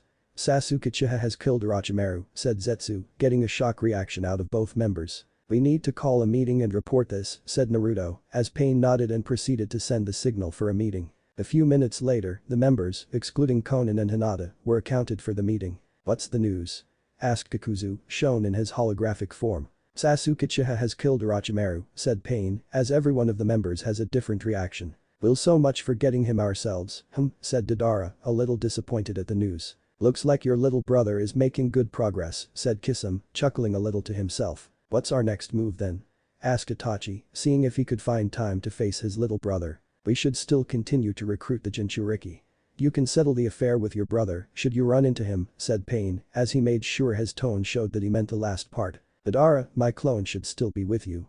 Try to gather info on the Yanbi and Gobi Jinchuriki if you can, said Naruto, as Deidara gave a HMPH at being ordered. Bikuzu, I am granting you permission to do some bounty hunting on your own. Itachi and Kisame, you are to wait for info from Deidara and Naruto's clone, said Pain, as he dismissed the members from the meeting. Now then, Naruto, said Pain turning to face Naruto, you said you wanted to have a face-to-face. After you, said Naruto calmly allowing Pain to lead the way. Pain and Naruto walked up higher and higher in the tower. Eventually, they came to a large room where inside 6 pods, 5 of them containing bodies. Naruto eyed each of the bodies and noticed that Pain was walking over to the empty pod and allowed the aim inscribed cover come over his head. As soon as that happened, the wall at the end of the room opened up to reveal a man strapped into an interesting machine. Said man had red hair, Rinnegan eyes, pale skinny body, and multiple black rods extending out of his back. So this is the real you? No wonder you use these bodies, said Naruto, walking forward to the man who was Pain. My name is Nagato, and yes I am Pain. I use these bodies to provide a leader for the Akatsuki. With them I can exemplify the powers of the Rinnegan, said Nagato, keeping a watchful eye on Naruto. Why though? Why not present yourself as the leader? Why be a puppet master? Asked Naruto as he didn't understand why a man with such power would limit himself. When I fought Hanzo that day, I unleashed so much power for that moment it crippled my legs and drained me. Hence why I needed to take these bodies to move around and to make appearances in front of the members. Thus, Pain was born and Konan was there to support me, said Nagato, still not completely enjoying the fact that he would be confined to this machine. Is there anything I can do? Asked Naruto, as Nagato merely looked at Naruto. I do not think so, thought your offer is most kind, said Nagato looking back down, only for his head to snap back up, unless, Naruto repeated in curiosity. One of the powers the Rinnegan grants is the ability to absorb chakra. It could be possible that if I can absorb enough, it might give me enough to repair my legs, said Nagato, as Naruto pondered his proposition. What do you think, Kurama? Thought Naruto, who was now face to face with Kurama. I don't like giving someone other than you my power, but I think I can make an exception this time, said Kurama, as Naruto nodded to his huge comrade and going back to the real world. Well? Asked Nagato, as Naruto activated his full controlled Kyuubi cloak. Let's do it. What do I need to do? Asked Naruto, as Nagato was perplexed by the Jinchuriki. Why are you going through with this so easily? Why help me get back to how I was? Asked Nagato, as he didn't get why Naruto was doing this. Because if we're going to bring about this new order then all of us, even you, have to be at our best. Now I ask again. What do I need to do? Asked Naruto, as Nagato extended his hand to Naruto. All you have to do is take a hold of my hand. Then I'll do the rest, said Nagato, as Naruto nodded. As soon as their hands connected, Naruto felt Kurama's chakra being pulled from him and into Nagato's body. At the same time he could see the change in Nagato's body as a result of the absorption. The black rods on Nagato's back were being pushed out and his body was looking much healthier. When Naruto was left without the chakra cloak, he looked up at Negator, who looked much better than he did beforehand. Nagato pushed a button on his machine that released him. Nagato took a deep breath and took a step forward out of the machine. Much to his delight, Nagato was able to stand up and walk forward with very little difficulty. How do you feel? Asked Naruto, as the leader of the Akatsuki moved about. I feel like new. Like I have a new drive in my body, said Nagato, smiling at the man who gave this feeling to him. So, said Naruto cheekily, what now leader-sama? Now, said Nagato, putting his hand on Naruto's shoulder, now you have my full trust. Chapter 9 A Worthy Confrontation. Konan was currently testing Hinata's skill so she could decide how to best train her. She was doing this by creating a series of paper clones and occasionally throwing paper shurikens. This was a way of seeing how well Hinata can handle multiple attacks of different natures. Hinata for the most part was doing well in attacking the clones and either dodging or deflecting the shuriken. After about 30 minutes, Konan decided to end the training and disperse the clones. Hinata took a breath of air as Konan walked to her student. You have great skill, Hinata. Some of your techniques have room for improvement, but you have great potential, Konan said as she smiled at the Hyuga heiress. I look forward to training with you, Konan-san, Hinata said while bowing to her new sensei. Naruto talked about you a lot while he was here. Said you were always working hard to prove how strong you were, Konan said before taking note of the blush that was now on Hinata's face. I honestly didn't know if he ever even noticed when we were younger. Seems like so long ago since we were in the academy and now we're part of the Akatsuki, Hinata said, looking slightly down at the ground upon mentioning the massive change. We are not an evil organization, Hinata, but sometimes tragic events must take place in order for some form of change to occur, Conan explained while trying not to rub Hinata in the wrong direction. I realize that, it's just that I'm still getting used to the idea at the moment, Hinata said, to which Conan nodding in understand. That's understandable. Nonetheless, I know you will be a valuable part to this group, said Conan, sporting another smile on her face. As the two made their way back to the main room, Conan stopped in shock at the sight that greeted her. Her shock was due to the sight of Nagato, who was free from his machine without the black rods that had previously been jutting out of his back and looking completely healthy as he sat in his chair. Conan didn't believe her eyes as she ran closer to him, drawing the attention of both Naruto, who was sitting nearby, and Nagato, who were talking at the time. Nagato stood up as she got within 6 feet of him and stopped. Hinata rushed up beside her and looked at Nagato. Nagato, how is this possible? Conan asked, as she still couldn't believe, with good reason, that her friend was now standing in front of her of his own free will. You can thank Naruto for that. He used the Kyuubi's chakra and allowed me to absorb it. Turns out it was strong enough to put me back into top condition. I don't need to be in that machine or use those bodies to make appearances anymore, Nagato explained. Conan then turned her attention to Naruto, who simply shrugged his shoulders before he explained himself. We need everyone at their best, and Nagato was definitely not at his best while he was confined to that machine and that bad a shape, Naruto casually explained, smiling at Nagato while Conan was still in shock. Conan eventually got over her shock and finally lunged at Nagato to give him a hug. Nagato was a little taken back but smiled and returned the hug. Naruto tapped Hinata on the shoulder and motioned her to follow him to leave the two friends alone. I knew she would be shocked to see him, but I wasn't completely expecting that, Naruto pointed out as he walked with Hinata. You did a great thing for them both. You really are committed to helping this group, aren't you? Hinata asked, to which Naruto sighed. Yes, I am. This group could have easily taken Kurama from me and killing me in the process when I gave myself up. Instead were willing to go along with the plan I had suggested, and then they even took me in and trained me. Besides, I doubt the Konoha will just welcome me back after they had kicked me out for simply doing my job, not to mention I sort of stuck it to them in my fights with the others, and even if I was still in Konoha, it's obvious that the other villages can't ever seem to agree on anything to keep any sort of lasting peace, Naruto explained before he stopped and looked at Hinata. Hinata, I know I'm not entirely like the person that I once was, but I've finally realized what needs to happen to make this world better, no matter how much it may seem wrong. Besides, after what I've done up to this point, Konoha will never accept me back into their ranks, and they certainly won't do it by the time everything is ready for us to make our move. I understand. Just please keep your promise to me, Hinata said, placing a hand on Naruto's cheek. I will, Naruto said in a reassuring tone while placing his hand over hers and smiling. Naruto and Hinata turned to face Itachi, who had appeared before them alongside Kisame. We have just located both the Yonbi and Gobi Jinchuriki, Rashi and Han, and are about to recruit them. Sounds good. Let's get going so we don't lose them, Naruto said before looking back at Hinata. I'll see you later, okay? Hinata nodded in understanding. Just be careful, Hinata said, giving Naruto a quick kiss before he left with Itachi and Kisame. With Naruto's clone and Deidara, as the real Naruto prepared to go after the two Iwa Jinchuriki, both his shadow clone and Deidara were walking through a forest after they had successfully gotten in contact with the Agura, the Sanbi Jinchuriki, and were currently heading back to AIM. As the two Akatsuki members entered a small clearing, the shadow clone suddenly stopped in his tracks and looked to his right. Deidara looked at Naruto with a raised eyebrow. What is it? Deidara asked, curious to know what could catch Naruto's attention so quickly. It's Sasuke. I can clearly sense his chakra signature. It appears that he's headed out way. Why don't we drop by and give him a proper greeting?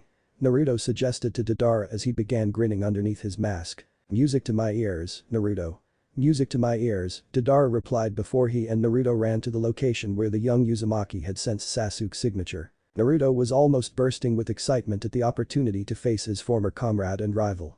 The two had been training with different masters for the past couple of years and, given their teachers and Sasuke's goals, a confrontation was going to be inevitable. Itachi even told him that a fight between the two would be a sight to watch, though Naruto was planning to hold back on their fight so that the Uchiha brothers could finally have some closure in their own inevitable clash. Naruto continued to track his former teammate until he caught sight of him in a clearing from the forest. Sasuke took notice of the masked man in front of him, who was soon joined by Deidara. Sasuke narrowed his eyes at the two Akatsuki members in front of him. You two are Akatsuki, correct? Tell me the location of Itachi Uchiha, Sasuke demanded as he gripped the handle of Kusanagi, the blade he stole from Orochimaru. Now, why the hell would we tell you that information? Especially with that hostile attitude of yours, Naruto questioned in a mocking manner before he had a kunai hidden in his right sleeve fall as he then gripped it, ready for battle. So, you're the one who killed Orochimaru, huh? Let's see if you live up to your hype, Deidara said as he shoved his hands into his pouches. Sasuke unsheathed Kusanagi and rushed towards Naruto and Deidara. Deidara quickly leapt out of the way, while Naruto brought up his kunai in his sleeve, just in time to block Sasuke's horizontal strike to his neck. That was close. Sasuke, was that your best? Had it been Itachi attacking me I probably would be a head shorter right now, Naruto taunted, which caused Sasuke to let out a small growl left as he pushed Naruto back a few inches. The two circled around each other before lunging again, with Naruto catching the wrist of Sasuke's blade hand and Sasuke catching Naruto's kunai hand. Naruto quickly ended the deadlock by pulling Sasuke towards him and kneeing him in the gut. Sasuke grunted in pain, causing him to release his grip on Naruto's hand, but not before he was caught the masked ninja with a hook to the face. Naruto and Sasuke quickly distanced themselves from each other and, after a brief standoff, Naruto closed the gap between himself and the Uchiha before he threw a mid-kick aimed at Sasuke's stomach, which the Uchiha was able to block. Sasuke then tried and cut Naruto's leg off with his sword, only for Naruto to counter the attack by bringing his other leg up and kicking Kusanagi out of Sasuke's hand. Having been disarmed by the masked Naruto and surprised by his opponent's level of skill, Sasuke, realizing that continuing to fighting hand-to-hand with this ninja would be suicide, leapt for his blade just as Naruto landed on his hands and flipped back to a standing position several yards away. Naruto then proceeded through another kunai, this one hidden in his left sleeve, at Sasuke's hand as he reached for the Kusanagi blade. "What's the matter, Sasuke? Too much of a coward to do this hand-to-hand?" Naruto asked as he popped his neck. Sasuke glared at Naruto before he charged at the masked Uzumaki, preparing to re-engage him, only to stop when he saw a spider that seemed to be made out of white clay appear right in front of him. Sasuke and Naruto, realizing what was happening, both away from the clay spider just as it exploded, with both of the teenagers successfully escaping the range of the resulting blast, though just barely. Sasuke skidded to a stop only moments before he saw several birds made of the same material as the spider flying right towards him. As Sasuke took evasive action, Naruto brushed himself off and glared at Deidara, who was now floating above the battlefield on a giant clay bird. "What the hell do you think you're doing, Deidara?" Naruto asked as the former Iwa nin began making more clay explosives. "What's it look like I'm doing? I'm facing Itachi's little brother, Deidara retorted, a bit of excitement clearly evident in his voice. "This is going too far, Deidara. Itachi made it clear that we're not allowed to kill him under any circumstances," Naruto reminded Deidara, only for the blonde bomber to scoff at his words. "Why should I care what Itachi says?" Deidara asked as one of his birds detonated after Sasuke hit it with a kunai before it could reach him. "He is Itachi's to finish, not yours," Naruto said, using an anger tone with every word he said. Deidara merely snarled at Naruto as he continued his explosive assault on Sasuke. Naruto grunted in annoyance and was about to stop Deidara's attack before he felt something wrap around his leg. He looked down to see that a clay centipede had grasped onto him. Naruto, knowing very well what was about, angrily looked back up to a now smug Deidara as the latter appeared to be waving goodbye. "You fool," Naruto said just as the centipede detonated, taking the clone with it. "With Naruto, Itachi and kiss him. And as such we need the other Jinchuriki like ourselves to change this world," Naruto said, having finished giving his explanation to Rashi and Han, the Yanbi and Gobi Jinchurikis, respectively. Ramshai had red hair, mustache and beard which tapered off to a point. He was wearing a large headpiece consisting of a three-pointed crown-like ridge, bearing both his Iwagakure forehead protector, a ring, and a prominent black piece of armor running across his cheeks and the bridge of his nose. He wore a long-sleeved light red shirt and pants, with mesh armor shirt and fitted black suit underneath, along with calf-length sandals. Around his waist he wore a brown sash that held a brown armor-like breastplate with a pouch in the front, a brown backplate on the back that is connected to the front with mesh armor, and armored lapels falling to the sides. Han was a very tall man who wore some sort of red armor with a furnace on the back that was emitting steam. He has light brown eyes, and his armor extends all the way to the bottom half of his face, covering it up. Underneath the armor covering the bottom half of his face, he wears a white cloth which also covers both sides of his face and the top of his head. Aside from his red armor, he also wears a red kasa over the white cloth, and it seems to be composed of the same material of his armor and furnace. He wears his Iwagakure forehead protector on a black cloth, and over his armor, Han wears a black guy, with the sleeves seemingly torn off and black gloves. He also wears what seems to be a bronze-colored ring around his neck which he wears over his red armor. The two Iwa nins were currently listening to Naruto's proposal to join the Akatsuki's cause for a new order. Just as he finished his explanation, Naruto gripped his head with his left hand as he received the memories of his shadow clone, which had dispersed only moments earlier. "Are you okay?" Itachi asked after taking notice of how Naruto had suddenly grasped his head. "Yes, I'm fine, the shadow clones I sent with Deidara just dispersed, however, and I just got some news that you need to know. It'll probably best if I tell you after we're done here." He turned to Han and Rashi, "So now that you've heard our plans, what do you guys think? Are you willing to join us?" Naruto asked, waiting for the two Iwanin carefully thought about his offer. After a few minutes Rashi finally turned to speak to Naruto. "I'm not convinced. I know that you're the Kyuubi's Jinchuriki, that much is certain, but this could all be roused just the same," Rashi replied, the aged ninja stroking his beard as he looked over the group. "I'm not so sure about that, Rashi, these guys had the drop on us and could have captured us and killed us if they wanted to. Instead they approached us despite being well aware of the fact that we knew who they are. That said, I'm willing to give them the benefit of the doubt for now," Han pointed out to Rashi as he folded his arms. "What would it take to convince you guys to join us?" Itachi asked, wanting to take care of this business as soon as possible so he could go and find Sasuke. "If you wish to earn my trust you have to prove that you're actually trying to help this world. There's a village, not far from here but far enough that it's over the border and therefore out of Iwa's protection, that is being terrorized by a cruel and vicious group of bandits. Go and help the villagers by dealing with their dilemma. And another thing. It has to be an act of charity, you cannot gain anything out of all of this. Do that and you'll have earned my trust," Rashi said as he locked eyes with each Akatsuki member. "Well, I guess we should get moving, then," Naruto said before he and his compatriot set off for this village. As the trio went to complete this seemingly simple task, the young Uzumaki was unaware of the turn of events that were about to transpire due to this fateful decision. Chapter 10 Point of no return. Warning. Just a bit of language in this one. Not much but just gonna say it so no one's shocked. You're welcome. With Naruto, Itachi and Kisame. Naruto, Itachi and Kisame had just arrived at the outskirts of the village as per Rashi's instructions. As Naruto and Co.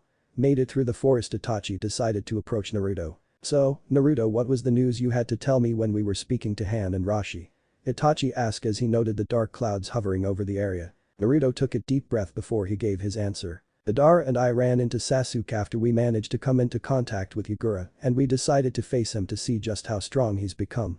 I was planning on fighting Sasuke hand to hand for a bit to see what he could do and then leave, but Deidara decided to take it too far and was trying to kill him despite your warnings. I tried to stop Deidara, but he was managed to destroy my clone before I could do anything.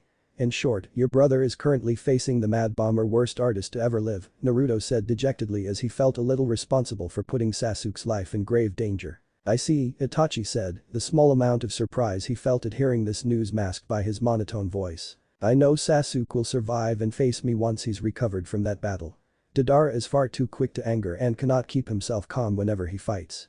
As long as Sasuke keeps a level head he will defeat Deidara. Let's hope you're right because if he dies the sacrifices you made to protect him will have all been for nothing," Naruto said as he now turned his attention to the village Rashi had asked them to help. Upon entering the village, Naruto and Co. noticed immediately that the village suddenly had a hostile air about it.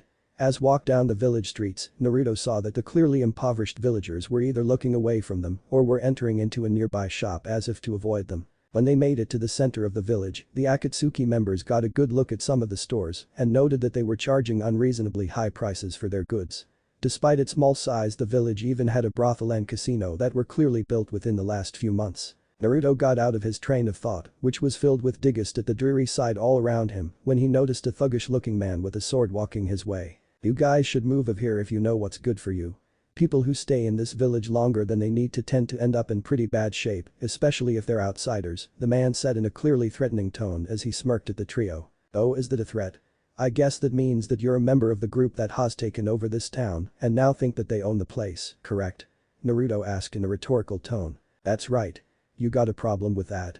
the thug asked as he got in Naruto's face. "As a matter of fact I do," Naruto replied before proceeding to headbutt the man. The man reeled back and grabbed his face, leaving him open long enough for Naruto to unsheath his sword. Naruto then tripped the thug and stabbed him in the right shoulder just as he hit the ground, causing the man to scream out in pain. "Now then, I think you should listen very carefully," Naruto said before he kneeled down beside the man, the young Uzumaki keeping a firm grip on the sword. "I'm gonna take this blade out and when I do, I want you to go find your boss and tell him and the rest of his men to come to the square to deal with the guys who did this to you or we'll come find them and kill you all to the last piece of trash we find. Do you understand?" The man nodded furiously in response, terrified of the masked Jinchuriki. Naruto then pulled the blade out at which point the man got up and made his way out of the village square. Naruto flicked the blood off his blade just as Itachi walked up to him. You just love causing a scene, don't you? Itachi said, slightly annoyed by Naruto's theatrics even if he didn't let it show, as Naruto rested the blade on his shoulder. If we're the hope of the people in this village they need to see the source of their misfortune and despair killed in front of them. If they see that a group of outsiders were willing to stand up to these scumbags and were able to kill them with their own eyes, they'll know that they don't have to fear them anymore and they would be able to move on. Besides, this is a great opportunity to gain a little public support for our cause, Naruto pointed out with a stern tone in his voice, keeping his eye on the direction the man ran in. So this is going to be a public execution. Chuckles, you'll get no complaint from me, Kisum said. His excitement and anticipation for the upcoming battle grew. A few minutes later, the man came back with a large group of mercenaries, around 100 men strong, in tow. The most noticeable of them was the man who walked at the head of the group. The man, who was clearly the leader of the thugs, wore a nice two-piece suit, carried 2 katanas on his hips, and had a crooked smile on his face. The group of thugs got closer and closer until they stopped when they got to within 20 feet of Naruto and Co. So you're the guys who skewered poor Pei, huh? That was a big mistake, no one messes with someone from my crew and lives to tell about it. You are gonna die here for trying to be bunch of heroes. Is there anything you'd like to say before we get this little show started? The leader asked as his men readied their weapons. Apparently news of the Akatsuki was slow to reach this village, as he was clearly unaware of who he was dealing with. Rather than taunting the leader as he would normally do, Naruto turned to look at the villagers who were watching the display unfold from the streets, shops, and from within behind the windows of their homes. To the good people of this village, your oppression ends now. After today this coward and his thugs will be nothing more than a bad memory, Naruto said in a dramatically charismatic voice, before he brought out a pair of kunai. Itachi stayed put for some unknown reason, while Kisum brought out Samehada. With a wave of his hand, the leader commanded his men to rush at the Akatsuki trio. Nearby, unbeknownst to Naruto and company, Team Guy, along with another team that was sent as backup, was on their way to the very village they were helping. Alright, we're only a little ways from the village now. Lee, take these guys and do a little recon of the village. Find out what you can about the bandits that have taken over this town. Niji, Tenten and I will scout out the surrounding area to see if these men have any backup camp nearby. We'll meet back up here in an hour to discuss our next move. Understood. I said, to which everyone nodded in response. Right. Let's go and show these thugs our raging flames youth. The two groups then went off to their respective objectives. Lee and the support team made their way to the village outskirts on foot. As they reached a ridge just south of the village center, one of the members of the support team, a Lee Chunin a few years older than Lee, got closer to the Taijutsu master. Lee-san, do you think these bandits are gonna be a lot of trouble? The young Chunin asked hesitantly. We won't know for sure until we're finished our recon, but I'm sure it's nothing we can't handle, Lee proclaimed confidently. The leader of bandits was horrified by the sight before him. All of his men had been slaughtered by the 3 of Akatsuki members, with small splatters of blood on their cloaks, being the only damage done to them. The leader should have been running at this point, but the fear and shock of what he had witnessed still had left him paralyzed, freezing the thug to the spot. Naruto was the first to speak after tossing the sword he had stolen from the now dead Pei to the side. Well, that was boring as hell. Kisum, how many did you get? Naruto asked just as Kisum had finished counting the number of bodies he had slain. I dropped 26 of these guys, Kisum said before giving his casual grin. Ha! I killed 32 of them.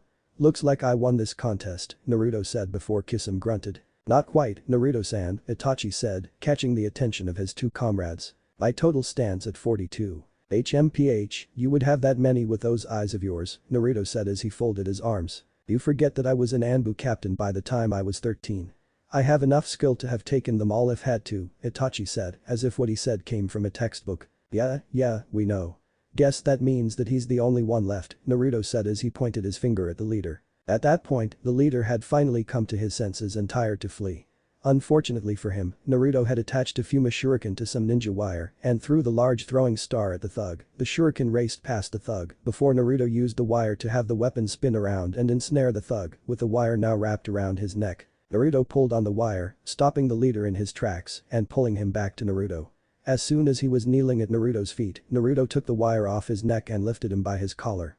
Naruto then tossed the man toward the people who were now out of hiding. This scum is now powerless, you're all free from his control. My comrades and I must now take our leave, so before we depart please accept this lowlife as a parting gift, courtesy of the Akatsuki. Do with him whatever you see fit, Naruto said, bowing as if this were nothing but one big performance. The people looked at Naruto for a few seconds and then turned their attention to the thug before some of the men reached down, took the man by his arms and legs, and carried him out of the village as he kicked and screaming in vain. Naruto looked on at his and his comrade's success in amusement before the trio left to inform El Rashi and Han the results of their good deed. However, the moment Naruto and Co. reached the village outskirts, they stopped in their tracks at the sight of the group across from them. Lee's group had just walked through the gate where they had stopped at the sight of the Akatsuki members in front of them. Lee took notice of Itachi and Kisame, but took extreme notice of Naruto. "Lee-san, it's some of the Akatsuki. What do we do now?" the nervous Chunin asked. "Stay calm. You three should focus on fighting Itachi and Kisame. Try to use your numbers to your advantage and hold them off until Gai-sensei and the others arrive. I'll deal with the masked man," Lee said, getting a nod from the group around him, while Naruto, Itachi and Kisame were discussing a plan of their own. "Doesn't look like we're gonna get out of here without a fight," Itachi said dully. Not seeing a downside to that, Kisame pointed out as he gripped Samehada tightly. "Let's just clear them and get out of here.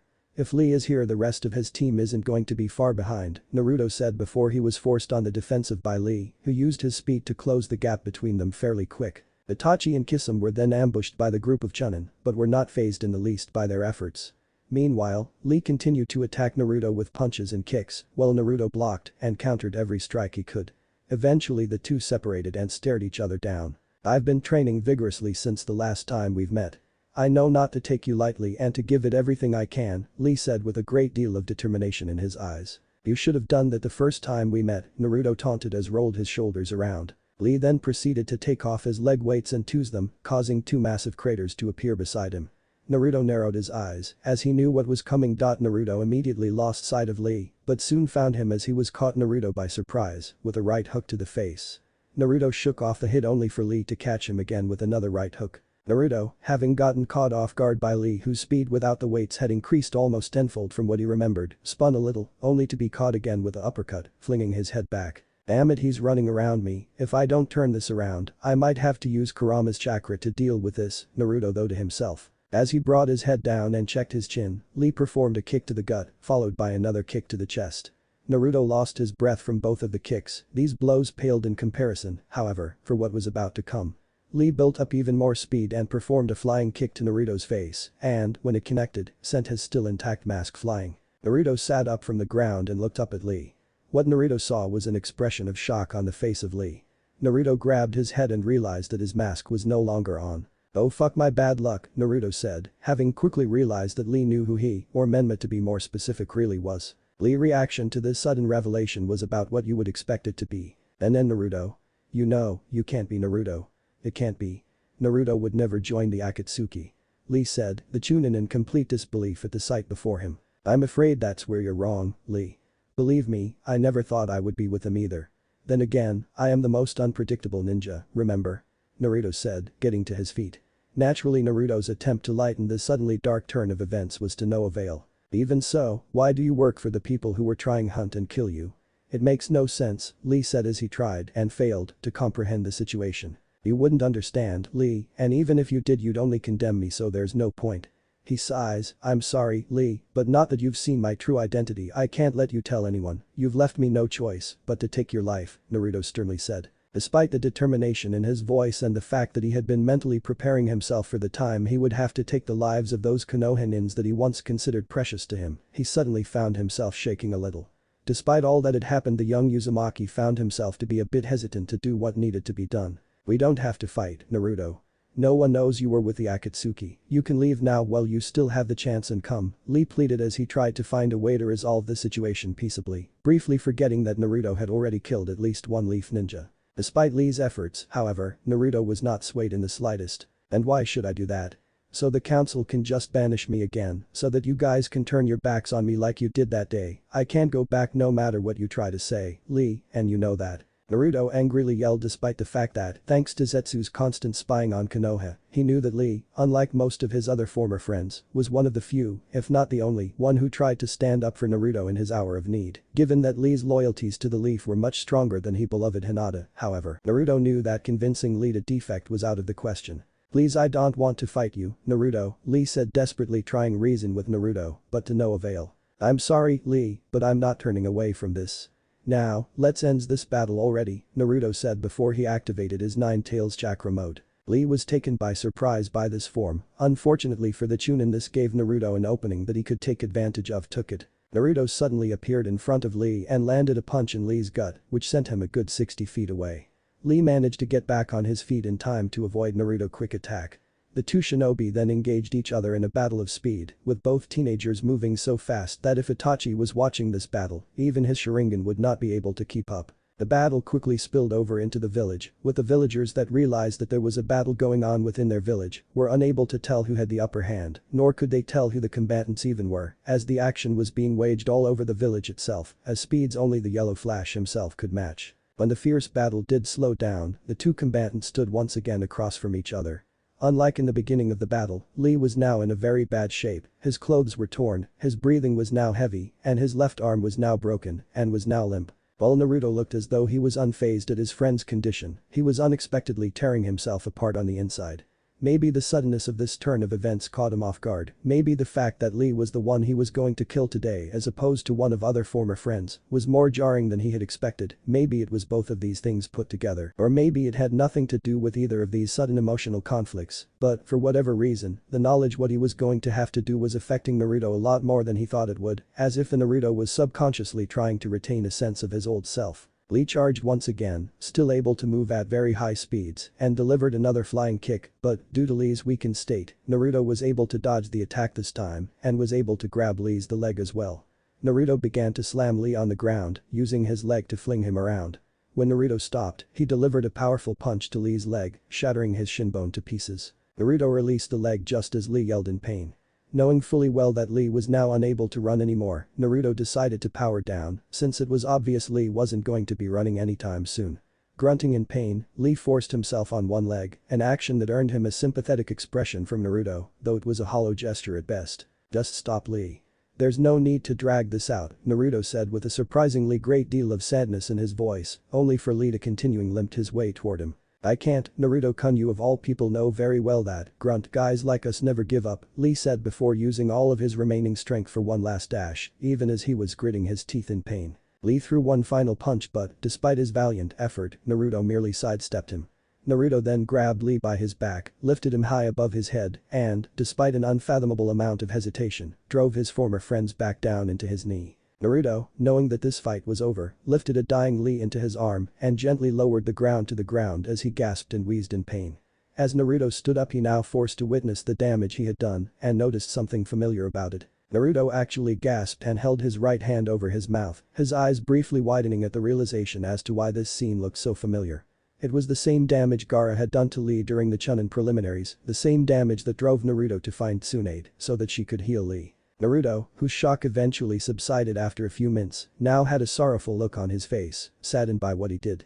He kneeled down next to Lee and cradled his head so he could look at him, just as a light drizzle began to fall from the clouds above. Cough, why, Naruto-kun, we were both failures, we both wanted to prove something to everyone, you and I were the same, so how did you turn out like this?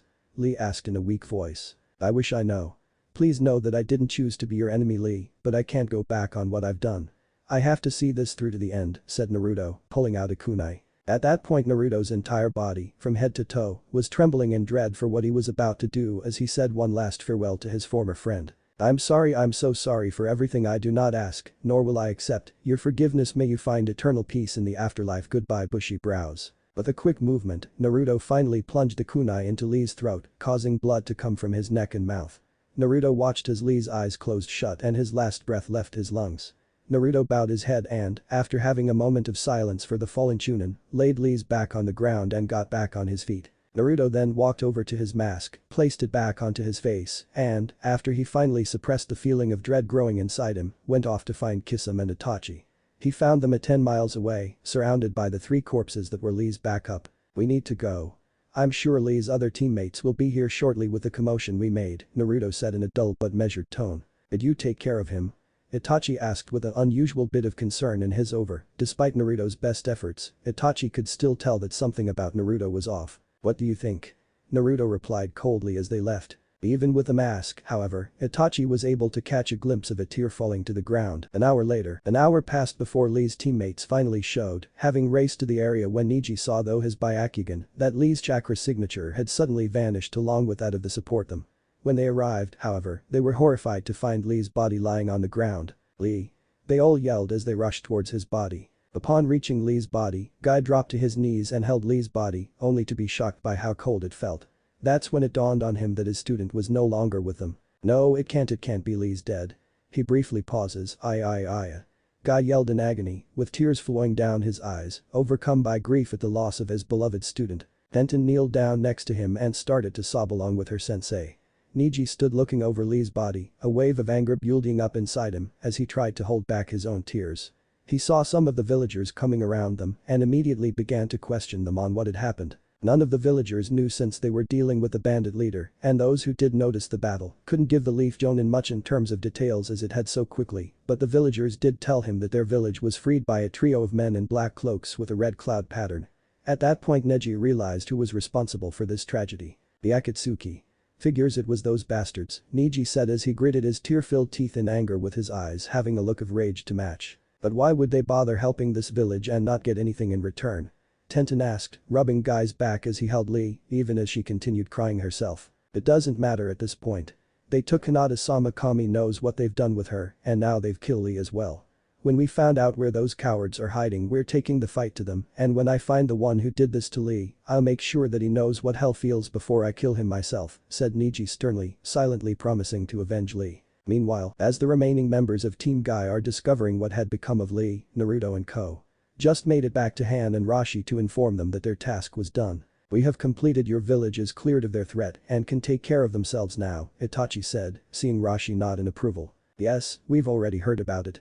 We'll keep our end of the bargain and give you aid when you need it, Rashi said as he and Han shook hands with Itachi. We'll contact you when we're ready to make our move, until then I suggest that you head to the Land of Waves.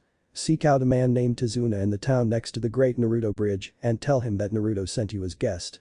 He'll keep you sheltered until then, Itachi suggested, to which the Jinchuriki nodded. As Itachi headed for the exit, he and the Jinchuriki were inside a small stone adobe just to the north of Iwa. Kisum, who was waiting for his longtime partner, finally addressed him. So what should we do about Naruto?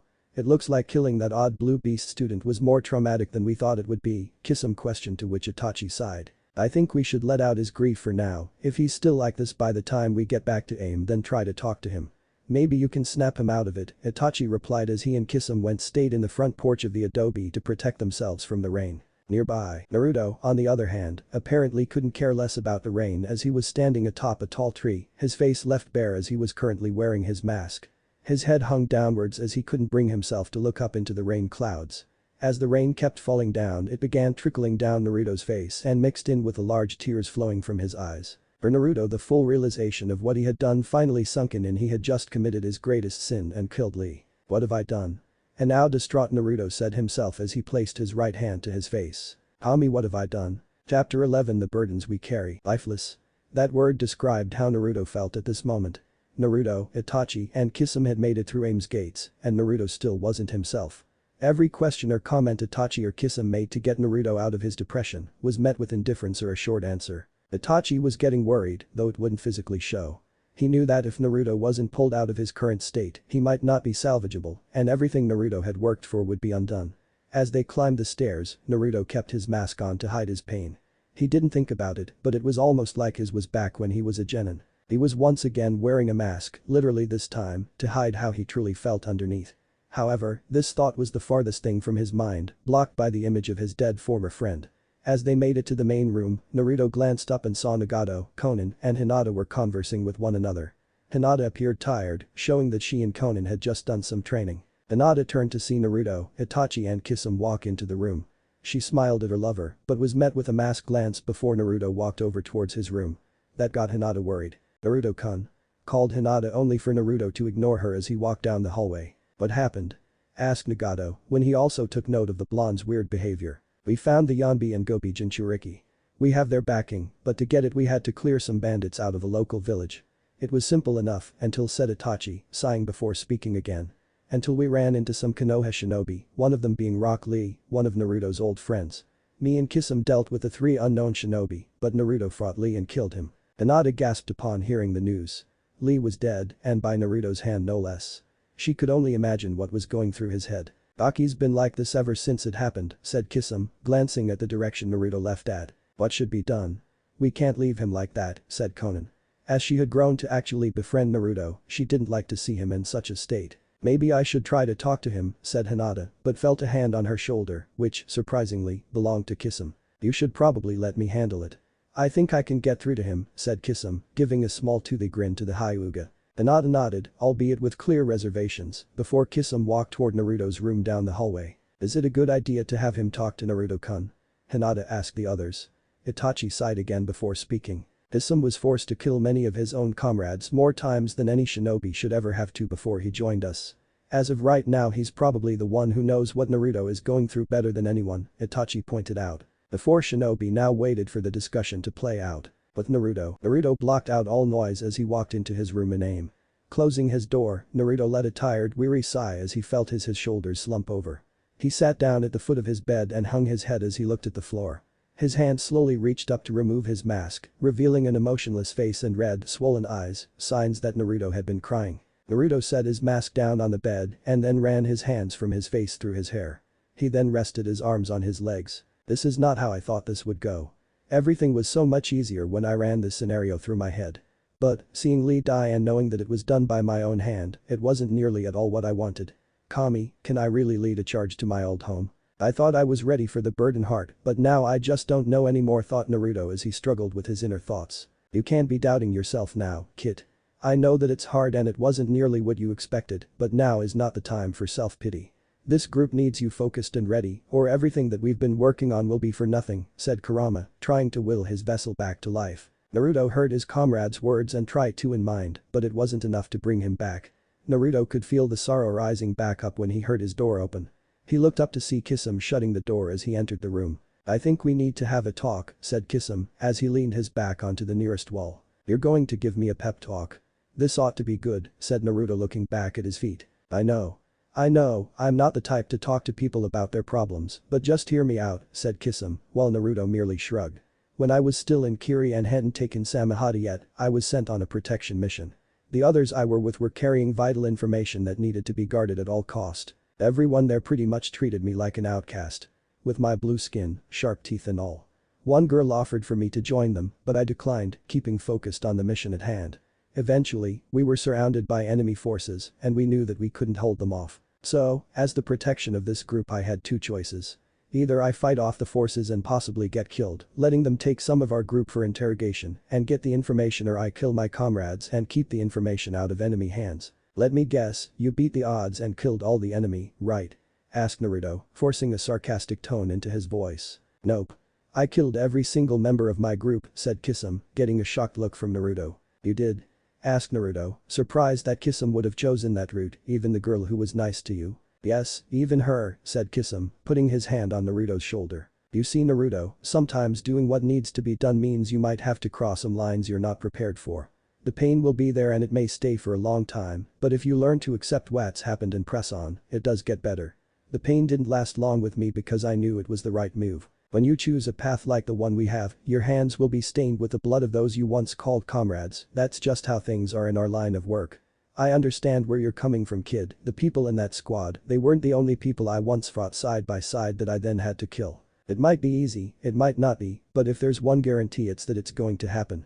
That's just how it goes for us, wouldn't you agree?" "Heh," says the guy who enjoys any kind of slaughter, said Naruto, seeing Kisum chuckle at his words. "You got me there," said Kisum, before looking at Naruto sympathetically. "Like I said, I know what you're going through, but understand something.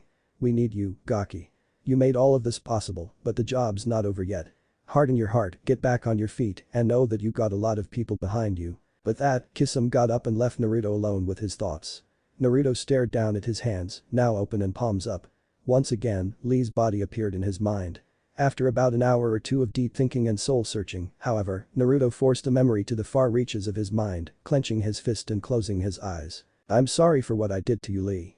You were a good friend, a strong ninja, and you stood up for me, for what was right, to the very end when not many people did. Your death was just a waste, a pointless, terrible waste. I won't forget the time we had as friends, but I have to move on," Naruto thought to himself, as he buried his feelings of remorse, buried it so deep that the image in his mind started to disappear. He wasn't forgetting the memory, but was now treating it like a causality of the conflict being waged. And, while he knew this might come to haunt him later on, he decided to use it as fuel for the flames of his hatred towards Konoha. If the council hadn't banished him, he wouldn't have been forced to kill Lee or any of his old friends. This was their mess, and when Naruto and the Akatsuki finally made it to Konoha, he would find the council after he and his comrades killed and/or evacuated everyone else, bring them to a spot where they could see the destruction of the village, and tell them one thing before he killed them, with the flames of Konoha bursting into the sky behind him. This is your fault, this tragedy, and everything that led to it, was an end of your own creation. Know that before I damn you to hell for all eternity, said Naruto, opening his eyes. Naruto took a deep breath, having reset his mind and emotional state. He felt like his old self, maybe a little angrier than before he fought Lee, but still like his old self. He got off the bed to leave the room. Upon entering the main chamber, he was greeted by Hinata, Nagato, Konan, Itachi and Kisame looking at him. Hinata walked towards him, the concern showing in her eyes. How are you?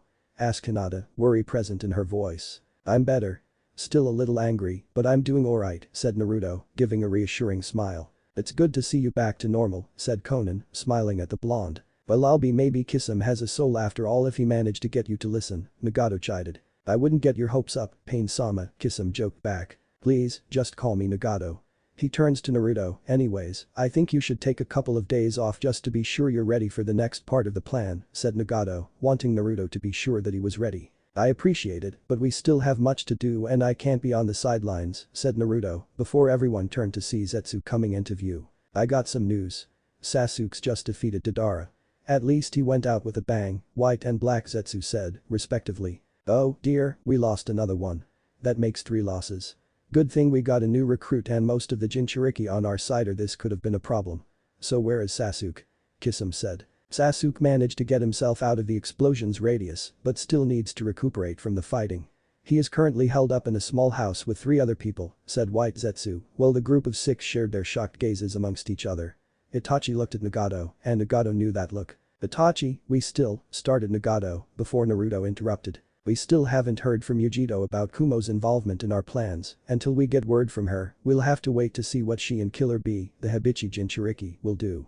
In the meantime, I can send a shadow clone with Kakuzu to locate the Utakata, the Rikubi Jinchuriki, and recruit him.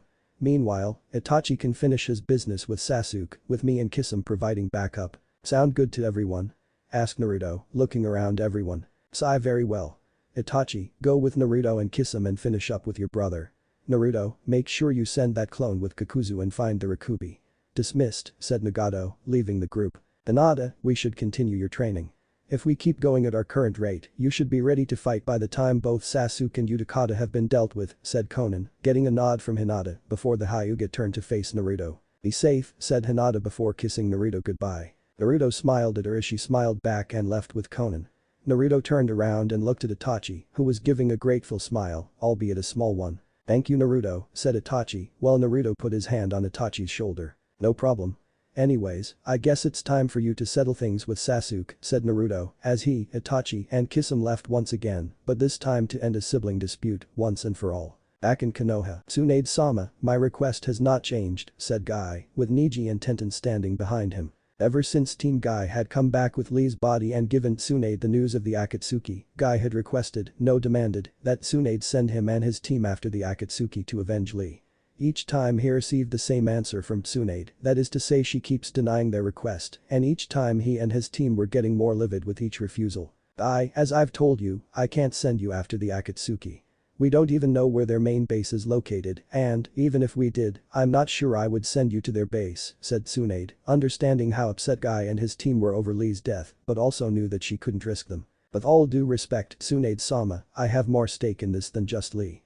Hinata-sama is still being held captive with the Akatsuki. She's been with them too long, and if they kill Lee with no mercy, I fear what they'll do to her or what they've already done to her, said Neji, conviction showing in his face that he was not going to be deterred. I understand that Neji and Hiashi has made it very clear he wants his daughter found as soon as possible. However, until Jiraiya comes back with some news about where they are, no one is going anywhere, said Tsunade, now starting to lose her patience with the group. I was about to press the issue until Jiraiya entered the room via window. One look around the room and Jiraiya knew something was up. And Kami, Tsunade muttered before speaking, Jiraiya, please tell me you found something. I'm close, my contacts finally have a solid lead. Given them a few more days and we'll have the exact location of the Akatsuki's base of operations, said Jiraiya, smiling at his teammate. And when you find them, you're taking us with you, said Guy with his students nodding. I've already, Tsunade started when Jiraiya spoke up. I know you're angry, and I'm really sorry about what happened to Lee, but I need to do recon on my own, so no one else gets caught up in an ambush or the like, said Jiraiya, trying to defuse the determination. You don't let us come with you, we'll just tail you and get there anyway. It's that or taking us with you, said Tenten, with her teammates waiting for a decision. Jiraiya looked at Tsunade, who sighed in response while rubbing her temples. She knew no matter what they were going after the Akatsuki.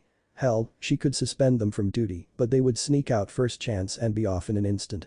With all that in mind, Tsunade looked at the trio. When Jiraiya's intel comes in with a location, go to the gate and wait for him there, and all four of you will go to the Akatsuki's base. You are dismissed, said Tsunade, as the trio bowed and departed from the room while Jiraiya looked at Tsunade. Are you sure about this? Asked Jiraiya, seeing his teammate laying back in her chair. No, but you and I both know that they would have gone no matter what the decision. Just keep them under control, said Tsunade, while Jiraiya smiled at his teammate. You got it.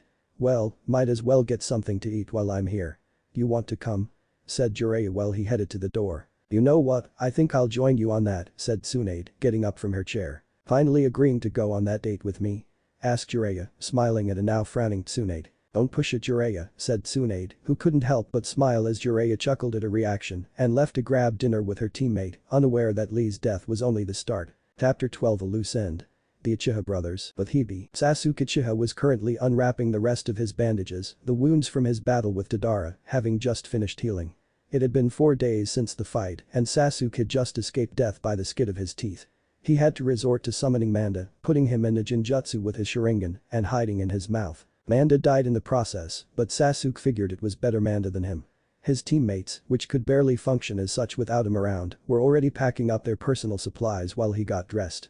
They weren't the best of the best, but they were skilled in their own right and were good enough to help the young with his goals. Speaking of Sasuke's team, he could hear Karen and Sujetsu already having one of their regular arguments.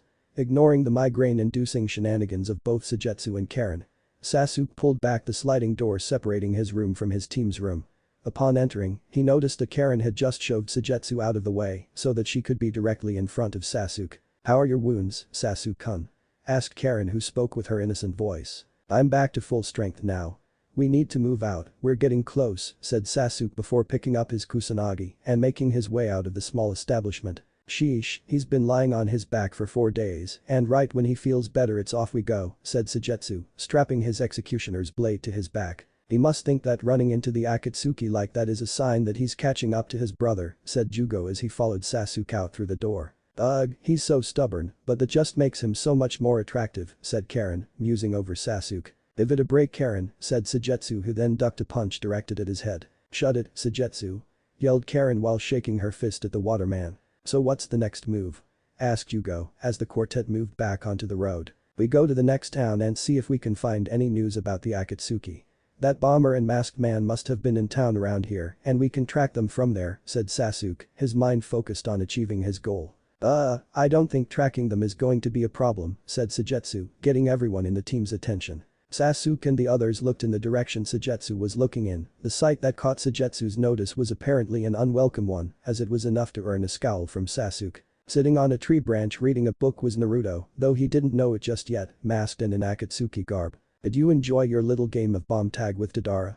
I apologize for that, but he tended to be a little overzealous with his art, as you could tell since he blew himself up, said Naruto, putting his book up. Sasuke simply continued scowling at the former Leaf Ninja for a bit before responding. If you are here looking to finish our fight, I promise it will go much differently, said Sasuke as he gripped his kusanagi. As much as I would love to actually have a rematch with you, if only to actually kick your ass, I'm afraid you need to stay in good shape for what's to come, said Naruto before hopping down from the branch. And what that?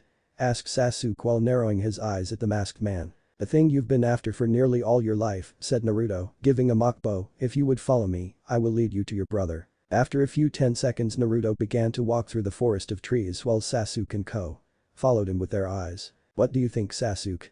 Asked Karen. She got her answer when Sasuke started to follow Naruto into the forest. The walk to Itachi's location was quiet, seeing as how Naruto didn't have anything to say to Sasuke, at least nothing yet. They walked for 30 minutes before they came to Kisame.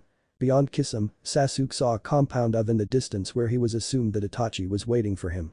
Kisame brought his sword down from his shoulder in front of Sasuke. Only Sasuke beyond this point, said Kisame, grinning the group as Naruto stood next to him. Sasuke glanced at his teammates, who all nodded to him as he proceeded to walk past Kisame. As Sasuke moved out of everyone's sight, Naruto rolled his neck and folded his arms. "And now we play the waiting game," said Naruto, glancing over the new team Sasuke had. "Nice to see you still alive, Kisame-senpai," said Suigetsu, getting a surprised look from Kisame. "Do I know you?" asked Kisame, raising an eyebrow. "You probably know my brother better since he came closest to joining the Seven Swordsmen," said Suigetsu, giving a toothy grin. "Ho ho, I almost didn't recognize you, Suigetsu. Still as scrawny as the first time I met," said Kisame, returning the grin. "And you're still as fish-like as before, senpai," Suigetsu, chuckling at his former teacher's appearance. "I see you got that kid Zabuza's blade, but I bet you can't use it," said Kisame, as Suigetsu frowned at him. "Care to see how good I am?" asked Suigetsu, gripping a hold of the executioner blade. "You're trying to take on a shark, little fish, and you're going to be ripped apart," said Kisame, pointing Samehada at Suigetsu as the young swordsman lunged at him. As the two killers went on with their spar, Naruto walked over to Karen and Jugo, getting their attention. "So, what's you guys' stories?" asked Naruto in a curious tone as he looked on at the two Odo shinobi. With Kakuzu and the Naruto clone. Kakuzu and Naruto's clone had been tracking the chakra signature of the Rakubi, being sealed inside one Utakata. Zetsu had been busy tracking down every rumor he could find and had gathered a hefty amount of information detailing who Utakata was and where he had been seen. None of this made Kakuzu's mood any better, however, since Naruto's mission pulled him away from his bounty hunting. The one thing he could say about Naruto was that he was way quieter than Hyden and not nearly as annoying. Even with those positives, however, this was cutting into earning money which, given Kakuzu's money-grubbing nature, wasn't going to be tolerated by the Akatsuki's self-proclaimed treasurer for much longer. "Are we close yet?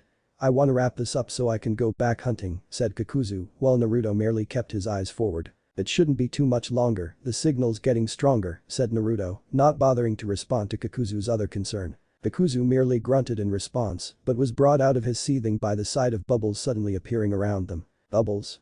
asked Kakuzu, as he reached out to touch one but was stopped when Naruto seized his hand. "I don't think these are regular bubbles, especially since they just appeared out of nowhere," said Naruto as he took in the amount of bubbles surrounding him and Kakuzu. Naruto then narrowed his eyes to his right upon feeling Biju chakra coming their way. Out from the trees came a tall thin young man with pale golden eyes and brown hair that reaches to his shoulders, his bangs covered the left side of his face. He wore a long, light blue kimono adorned with a small emblem of 3 bubbles on the back and a pair of grey pants underneath, with an orange sash. The kimono hung loose, exposing his chest. In it, he carried a bamboo jug and in his hands he held a type of pipe. He looked between Naruto and Kakuzu. "I'm assuming you're Utakata?" asked Naruto. Utakata merely nodded in the affirmative before responding. "Indeed, and you're of the Akatsuki, I presume," said Utakata as he raised his free hand. "Unfortunately, I'm aware of the reason you're here and I have no intention of being captured today, so how about you leave before I snap my fingers and finish this?" Now, Utakata, would you really blow up a fellow Jinchuriki trying to make you an offer?" asked Naruto as he removed his mask to a surprised Utakata. He wasn't sure if this man was telling the truth until he heard the Rakubi's voice in his mind confirming Naruto's claim. Even with this confirmation, however, Utakata was naturally in disbelief. "The Jinchuriki? In the Akatsuki?" questioned Utakata, trying to wrap his mind around the info in front of him before another piece of info came to his mind. "And what is this offer?" "The Akatsuki has been recruiting the Jinchuriki, and we're working together to bring about a new order, since it's quite obvious the villages here couldn't keep a peace if it would save them," said Naruto, not moving since the bubble minefield was still up. "You'll get no argument from me, but what do I gain from this? More importantly, how can I trust you?" asked Utakata, eyeing Naruto carefully. "If you don't want to join, that's fine. Clear your little minefield behind us so we can go, besides my partner is a little restless anyway," said Naruto, while Kakuzu glared at Naruto. Utakata looked at Naruto for a few seconds before all the bubbles popped simultaneous. He walked forward to Naruto. "This operation of yours is going to be a tough one, isn't?" asked Utakata. "It's gonna get pretty bloody. The villages aren't to go quietly, at least not the ones we know we can't strike a deal with. Kiri is gonna be hit too if that's what you're wondering," said Naruto, keeping his eyes on Utakata. "I have no real hatred for my former village," said Utakata, stretching his back. "But you're still hunted, aren't you? Do you know about Yagura?" asked Naruto, seeing Utakata raise an eyebrow at him. "The former Mizukage? I heard he was dead," said Utakata, having only heard about the Mizukage. "He's very much alive and has already agreed to help us in exchange for being Mizukage again. You join us and when we take Kiri he can call off the hunt on you. When all is said and done, you can leave a free man without any worry of being hunted by Kiri ever again," said Naruto, presenting his case to Utakata. Utakata thought over the offer before him. He didn't want to get involved with any conflicts, hell he just wanted to disappear, but he knew as long as Kiri still had it out for him, he couldn't fully vanish. He gave Naruto one final look before he extended his hand, which Naruto accepted and shook. "What do you need from me?" asked Utakata, putting his pipe away. "Right now we just need you to stay out of sight," said Naruto, pulling out a map for Utakata, head to Wave Country and ask for a man named Tazuna. "When you get to his house, tell him Naruto sent you and you'll meet up with the other Jinchuriki." "Understood," said Utakata before bowing. "I look forward to working with you, Naruto-san." Utakata walked away leaving Naruto and Kakuzu to themselves. Naruto sighed before turning to face Kakuzu with grin. "That wasn't so bad was it?" asked Naruto, still grinning at his glaring partner. "Whatever, let's get out of here so I can make some profit," said Kakuzu, pulling out his own map and looking over it. "We passed a city with a casino in it a while back," said Naruto, putting his arm around Kakuzu's shoulder. "How about you let me use my luck and earn some good cash as a ways to make amends for sidetracking you so long?" Kakuzu greedily smiled under his mask. "Now you're talking. You better not screw this up, Gaki. Have a little faith, Kakuzu. Who knows, maybe we could make enough to buy you a girlfriend," said Naruto, making fun of Kakuzu. "Better to buy one than kidnap her," said Kakuzu, seeing Naruto got an angry look. "Screw you," yelled Naruto as they left the forested area. "With Naruto, Kisame, and Hibi. So let me get this straight," said Naruto, as he sat in between Karen and Jugo. "You're a censor and medic who used to work for Orochimaru, and you're the one who was the base for all of his curse marks that he made." Both Karen and Jugo nodded when he talked about their respective past. "These curse mark experiments happen very often?" asked Naruto, looking up at the orange-haired giant. "There were hundreds of individuals that were worked on and were kept in the same prison I was in, but when Sasuke came for my help he and his group killed the test subjects. The only other individuals now are me and Sasuke," said Jugo. Naruto nodded at this before turning to the red-headed Kunoichi. "Karen, is it?" asked Naruto. Well, Karen nodded to him. "You got any experiment stories of your own?" Karen got nervous and started to fidget around. Eventually, she rolled up her right sleeve and revealed teeth marks on her arms. "I can heal people who bite me." Orochimaru wanted to experiment with the ability and see if it could prolong his immortality jutsu longer than 3 years. It didn't improve it, so he instead put me in charge of a lair he had set up for other experiments. "And now I'm here with Sasuke-kun," said Karen, though she kept a solemn face when talking about her past. "Well, that's a pretty strange ability, but I could see how the snake bastard would be interested in it," said Naruto. "So what's your story? How'd you end up in the Akatsuki?" Karen asked. "That's a very long story, one that'd be easier to explain when Sasuke and Itachi are done fighting each other," Naruto replied. Hugo narrowed his eyes when he noticed something felt off about the masked ninja. The way he spoke sounded as if the man had some history with both Sasuke and Orochimaru. Before he could question the ninja on this, however, his attention was redirected by the sight of the fight between Kisame and Suigetsu. Needless to say, it wasn't going well for Suigetsu. "Ah, still just a kid it seems," said Kisame, resting Samehada on his shoulders. "Ah, I nearly had you a few times, Kisame-senpai," said Suigetsu as he was on one knee and panting. Kisame was about to retort when he felt a presence coming from Itachi and Sasuke's battle. He looked out and saw what was obviously Itachi's Susanoo and was fighting a wide 8-headed snake. "Well, that's something you don't see every day," said Naruto, walking up to Kisame. "You're going in?" asked Kisame as Naruto took his mask off. "Yep, I told Itachi that I'd intervene once the fight neared its end and I meant it. Besides, something is wrong here. I don't know why, but something tells me that Sasuke didn't summon that thing on his own," said Naruto, seeing the giant serpents do battle with a ghostly warrior. "The chakra feels too much like Orochimaru's for it to be Sasuke's own jutsu." "Are you saying Sasuke-kun's in danger?" asked Karen in a worried tone. "Maybe. You wanna find out?" asked Naruto, flashing a grin as he took off with Kisame. Team Hibi looked amongst themselves before following after Naruto while noting Naruto's actual appearance. But Itachi and Sasuke. Itachi was currently breathing in every breath like it was his last. He had been fighting Sasuke, his beloved brother, who had been harboring his hatred for Itachi for murdering the rest of their clan, as Itachi had wanted for him. Given his sudden change of heart in regards to his plans, however, Itachi had finally realized how his plan for Sasuke, despite its success, or more accurately because of it, had backfired miserable. His emotional attachment notwithstanding, it had been a hard battle for Itachi in terms of skill. Sasuke nearly had him with one big jutsu after the other, but Itachi had been able to counter every attack, if only barely. After Sasuke's last trump card, a giant dragon-shaped lightning bolt jutsu called Kirin, failed thanks to Itachi's activation of his Susanoo, Sasuke was left so exhausted that Orochimaru, whose power Sasuke had absorbed and whose conscience was suppressed up to that point, came back from the grave, took over Sasuke's body via the Uchiha's curse mark, and summoned his 8-headed serpent jutsu. After battling the serpent for a short while, he managed to seal Orochimaru into the sword of Totsuka, removing Sasuke's curse mark in the process. Now Itachi stood silent for a few moments past, staring down his equally drained brother while he himself still had Susanoo active before speaking to his little brother. "This fight is over, Sasuke. You've really grown seeing as how you pushed me this far. I think it's time I showed you the truth," said Itachi as he walked towards his younger brother. Sasuke took one step back and took a fighting stance, wary of what Itachi was planning, before the elder of the Uchiha brothers started coughing. The coughing fit caused him to drop to one knee, and the break in concentration forced Susanoo to fall. Sasuke continued to look at his brother and saw blood leaking out of his hand that covered his mouth. Realizing his brother's now vulnerable situation, he was about to step forward when he saw a group coming toward him. The group revealed it to be his team, Kisame, and the last person he expected to see standing there in an Akatsuki's uniform. "Naruto?" Sasuke said as he looked at his former teammate with wide eyes trying to piece everything together. Sasuke's eyes settled on the mask in his hands and, after connecting the dots, the young Uchiha realized Naruto was the masked man he fought earlier. He was brought out of his mind by Naruto's voice. "It's been a long time, Sasuke. I'm sure you have a lot of questions, but you'll have to wait a bit," Naruto said before the Uchiha could question him. The young blonde then turned to deal with Itachi. "Damn it, Itachi, your illness is acting up," said Naruto, kneeling next to the older Uchiha before he looked up at Karen. "You, let him bite you." After hearing about Karen's ability, Naruto realized it might be enough to finally heal Itachi of said ills, and, given the situation, he needed that healing now. Sasuke had a confused on his face as Karen responded, but Sasuke. Isn't the one who just hocked up a half a pint of blood. You can heal Itachi, and Sasuke didn't sustain anything life-threatening.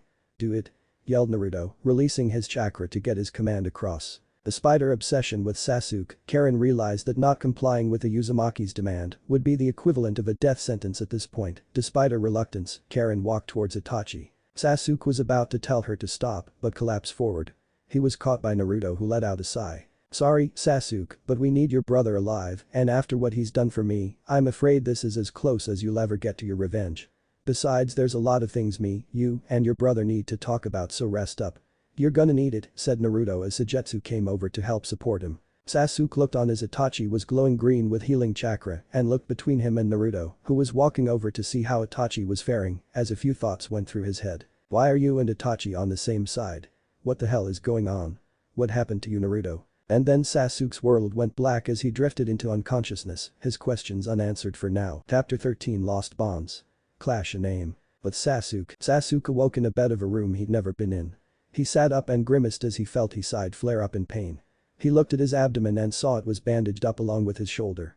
He glanced around the room and found the top half of his clothing, along with Kusanagi on a chair in the corner across from the door.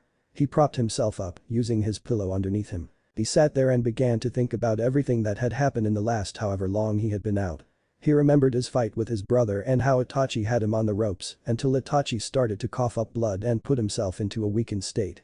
Sasuke then thought about killing Itachi while he was coughing, but then his teammates showed up with Kisame and Naruto. Naturally, that was the last person the young Uchiha was expecting to see defending his brother and working with the Akatsuki. Sasuke, having learned about their hunt for the Kyuubi and the other Biju during his time under Orochimaru's tutelage. In face, the last he heard, Naruto was banished from Konoha, something that even Sasuke thought was messed up and incredibly stupid, and, seeing as he was the one who tried to kill Naruto at the Valley of the End, that was saying something and had seemingly disappeared into thin air. Not even Orochimaru, who had developed some interest in the young Jinchuriki, was able to find a trace of Naruto, not even a possible lead to his whereabouts.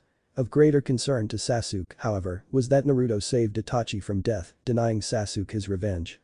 This left Sasuke greatly confused. If it were anyone else, I would have already thought of them only as my enemy, an obstacle in my path that I need to eliminate, but why Naruto?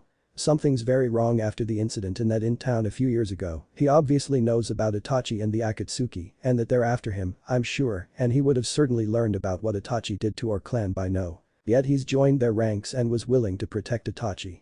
Either Naruto has changed to a different entirely, or, if not, he just doesn't hold it against Itachi. If it's the first option, then he's my enemy and I'll kill him as I will Itachi, but if it's the latter, that could only mean that he knows something I don't, but what? Sasuke's musings were cut short when he heard the door to his room open. He looked up to see both Naruto and Itachi enter the room.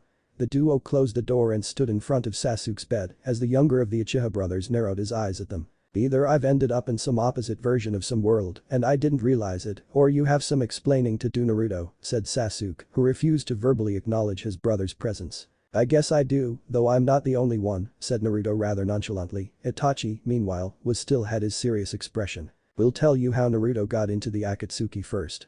Also you and I need to talk, said Itachi, while Sasuke shifted in his bed. Seeing as how I'm still too weak to finish you off, I guess have no choice but to listen to you. You have one shot, Itachi, so you better make it count, said Sasuke, while Naruto brought a chair over and sat in it. Well, I guess I should start before you two can go at it again. I'll keep my explanation as simple as I can. As I'm sure you know, I was banished from the village after bringing your sorry ass back, no offense. When I left I didn't really have a plan as of where to go, only a few ideas. Not too long after I left Konoha from the village I was ambushed by a group of Anbu from Konoha, but Itachi and Kisame found me and the two of them fought the Anbu. I could have taken the opportunity and ran for it, but I managed to come up with an idea and, the next thing you know, I ended up helping your brother and Kisame. After that, they took me to the Akatsuki leader and, after some persuasion, I became a member. Over the course of the next 2 to 3 years I was trained by them to be an effective member, and I have been with them ever since, said Naruto, seeing his friend process the information. You joining a mercenary organization isn't that much of a stretch after you got banished from Konoha, though I would have never imagined you as a member of the Akatsuki. That said, I need to know something. Why did you stop me from killing Itachi, Naruto? You do remember why I tried to join Orochimaru in the first place, right? Said Sasuke, glaring at his older brother. That's true, and, answer your first question, I have 2 reasons. 1, your brother still has a role to play in the Akatsuki and is somewhat of a mentor to me, so it'd be a shame to lose him. And second, you might reconsider your plans for revenge if you knew what really happened the night your parents were killed. You see, Itachi, how to put it, kept you in the dark about what really happened, something only he can really explain to you, said Naruto, while Sasuke narrowed his eyes even further. What do you mean I don't know everything that happened? He killed our entire clan. What more do I need to know?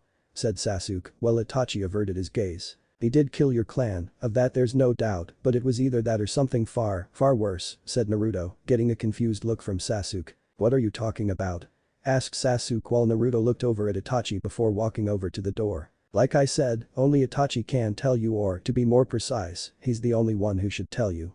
I'll leave you two alone and brace yourself, Sasuke, because you're not going to like what you hear, said Naruto, exiting the room, leaving the two brothers to talk to themselves. Upon exiting the room, Naruto took a deep breath before letting his shoulders slump and exhaling. He felt like he had been going non-stop physically, mentally, and emotionally. Everything from killing Lee, picking himself back up, going after Sasuke and then having a close call with Itachi. As he started to walk around the building, he couldn't help but think about Itachi's health. He first noticed it about a year into being with the Akatsuki when Itachi started coughing in fits. It progressed as time went on, and only by giving Itachi the proper medicine was he able to continue his work. Karen had healed him, but only time would tell if it was a permanent cure or a temporary relief. Naruto shook his head from his thoughts in time to see Kisame and Suigetsu talking to each other. Is Sasuke awake yet? Asked Suigetsu as he and Kisame looked to Naruto. He's up, but Itachi and him are having a little heart-to-heart, said Naruto, seeing Suigetsu grunt in frustration. Damn it. Now I'm going to have to wait longer to find out what's next for us, said Suigetsu, who got a nudge from Kisame. Quit whining. Now's a good time to improve those rookie skills of yours, said Kisame, dragging Suigetsu by his collar while he struggled from his grasp. Hey Kisame, said Naruto, getting Kisame's attention, where's Hinata at? She's in the greenhouse, said Kisame, continuing to drag Suigetsu to a training room. Naruto started to walk down the other way towards the greenhouse that had been built into the hideout. It was mostly just to have a place for Konan to make medicine and for Sasori to make poisons from the plants, but it also could be used for personal amusement. Which is exactly what it looked like the Hyuga heiress was doing, tending to a bright lily. Naruto took the moment to smile at her as she hummed to herself in her work. He slowly walked up to her and wrapped his arms around her waist. Hinata giggled slightly as she recognized Naruto's arms around her. Enjoying the flowers? Asked Naruto, resting his chin on her shoulder. It's so peaceful. I used to do this back at the estate with Hanabi, said Hinata, looking down at the flower. You miss your family, said Naruto, looking at her sincerely. I do. They must all be worried about, even Hanabi, said Hinata. We'll get her out, Hinata. I made you a promise I would when we go to Konoha, said Naruto, trying to reassure her. Hinata said nothing as she hugged Naruto, which he returned while kissing her forehead. He knew her fears were warranted, since he knew all too well that Neji and Hiashi would not go do without a fight, especially when their village is finally attacked. Neji, in particular, would be impossible to persuade thanks to Lee's death. Naruto knew, no matter what he did, that his and Hinata's relationship would soon be put to the test. He had no idea just how soon. Elsewhere in AIM, on the rainy streets of AIM, a small frog made its way out of the small lake near AIM and onto a small walkway. Once it was sure it was alone on the street, it opened its mouth which released 4 shinobi. Jiraiya surveyed the area alongside Team Guy as the rain fell down on them. "Good, we weren't discovered," said Jiraiya as he looked around. "There's also no one around for us to run into yet," said Niji, observing the area with his Byakugan. "Are you sure the Akatsuki is here?" asked Tenten, looking toward Jiraiya. "Positive. My sources have seen many Akatsuki coming in and out of this area and that they've been here for long periods of time in the past few weeks." "They're here somewhere," said Jiraiya. "Then let's start looking, quickly and quietly until we find them," said Guy, getting a nod from everyone involved as they walked into the village. Meanwhile, Nagato stood on the ledge of his tower, looking over a megakure. He was watching over his village as a protecting god should, making sure no harm would come to his people. He even went so far as to use the bleak weather to this end, using the rain that fell down on AIM as a monitoring system of sorts, registering everyone in AIM so as to be protected, and all went as it normally should. It was with this rain-based security that he detected something strange in the rain. 4 new signatures that appeared out of nowhere. 3 of the signatures were unknown to him, but the 4th was familiar. It was an old chakra that he hadn't felt or been near in a very long time. He narrowed his eyes on the signatures while Konan came into his chambers. "Is something wrong?" asked Konan, seeing her friend look out onto the village. "Our old sensei has decided to visit," said Nagato. Though he didn't see it, he could sense the Konan looking at him with some shock. "Jiraiya sensei is here. Is he alone?" she asked, standing next to Nagato. "No. He's with 3 other people whose chakra I don't recognize. It's more than likely they are Konoha shinobi," said Nagato, following where the signatures were heading. "Which means that they're trying to find us. Do you think that this may have something to do with Naruto killing that Konoha shinobi?" said Konan, while Nagato turned to look at her. "It's possible. That said, we can't risk them finding us and reporting back to Konoha with a larger force. We are not ready for that, and they if want to drive us out it'll undo all our work and our village will get caught in the crossfire," said Nagato, making his point clear to Konan. "Should I bring any backup?" asked Konan. "Kisame and Naruto," said Nagato quickly. "Are you sure about that?" "I mean, given Naruto's emotional state, it's a great risk," said Konan, the Kunoichi being unsure of how Naruto would deal with this after having just gotten over one killing Lee. "I know you mean well, Konan, and if there was any other option I would take it, but Kakuzu is still out searching for the Rikubi Jinchuriki, Itachi is in no shape for a fight, Hinata isn't ready to fight Konoha, and I don't quite trust any of Sasuke's associates. If it were just Jiraiya sensei the 2 of us would be enough, but given the strength of Jiraiya's backup, we need both Kisame and Naruto," said Nagato, with Konan nodded slightly in response before she and Nagato left to find Kisame and Naruto. With Naruto, speaking of Naruto, he was leaning against one of the walls of the greenhouse while Hinata went back to tending to some of the flowers. As he pondered how he would deal with the other Hyugas, minus Hanabi whom he had promised to spare, he suddenly heard footsteps approaching the building. He and Hinata looked to see Nagato, Konan, and Kisame waiting in the door. "What's going on?" asked Naruto as Hinata let go of a flower. "We've got company, Gaki. 4 Konoha shinobi, including Jiraiya, were just spotted somewhere in the village," said Kisame, shocking both former Konoha nin. "How'd they find us?" asked Naruto, while Hinata activated her Byakugan to see who among the Konoha shinobi had come to AIM. "We're not sure, but we have to eliminate them now," said Nagato, getting a nod from Naruto before hearing gasp from Hinata. "What is it?" asked Naruto, while Hinata frightfully turned to face Naruto. "It's Guy Sensei's team," she told Naruto shakily, while Naruto looked down. "Damn it, I knew this would happen. They're definitely here to take revenge for what I did to Lee, not that I blame them," said Naruto sorrowfully. "Regardless, we have to deal with them," said Nagato, putting his hand on Naruto's shoulder. "I would let someone else come with us, but there's no one else I can call on." "I understand," said Naruto before taking a deep breath. "Let's go." "Naruto-kun," said Hinata, making Naruto turn around at her. "What'll happen to Niji?" Naruto looked at her face, his expression showing just how fearful she of what was to be her cousin's fate. He, with a great deal of regret, didn't say anything as he picked up his mask before turning around to leave with the other 3 Akatsuki members. After they left, Hinata said a silent prayer for the coming confrontation. But Jiraiya and Team Guy had been going around the village for any clues as to where the Akatsuki members were, but so far had come out nothing. They eventually came to a small walkway over a large body of water with enclosed wall spacing that extending for 50 feet high. Jiraiya held his hand up, stopping the group. "What's wrong, Jiraiya?" asked Guy as he and his team looked to the Sannin. "We've been spotted," said Jiraiya, just as 4 people came out of hiding. "Indeed you have," said Nagato, standing next to Kisame, Konan, and Naruto wearing his mask. It's been a long time, Jiraiya-sensei. Nagato. Conan. You're alive? Asked Jiraiya in a surprised voice which took Team Guy by surprise as well. Yes, said Nagato, while the others got ready. Unfortunately, this reunion will not last long. Wait a minute, Jiraiya-sanin, you know those two? Tenten asked. Yes, he turns to Nagato and Conan, it seems that the two of you have strayed from the path of good. What happened to you? And what happened to Yahiko? Jiraiya asked, the Sannin having regained his wits and realizing the gravity of the situation. Yahiko is dead, he was killed like so many of our dear comrades. But that's all I'll tell you, outsider, since you and your comrades have marked yourselves for death the moment you set foot in this village. This ends here and now, sensei, Nagato said, as the former students of Jiraiya prepared to fight him, even as the Sannin was unaware that his last surviving was standing there as well, hidden behind a mask. What if Naruto betrayed by Konoha and regret? Thanks for watching my video till the end. If you enjoy this content, then do consider subscribing to my channel, and leave a like if you guys need the next part, comment down, and thanks for watching the video and see you guys in the next video.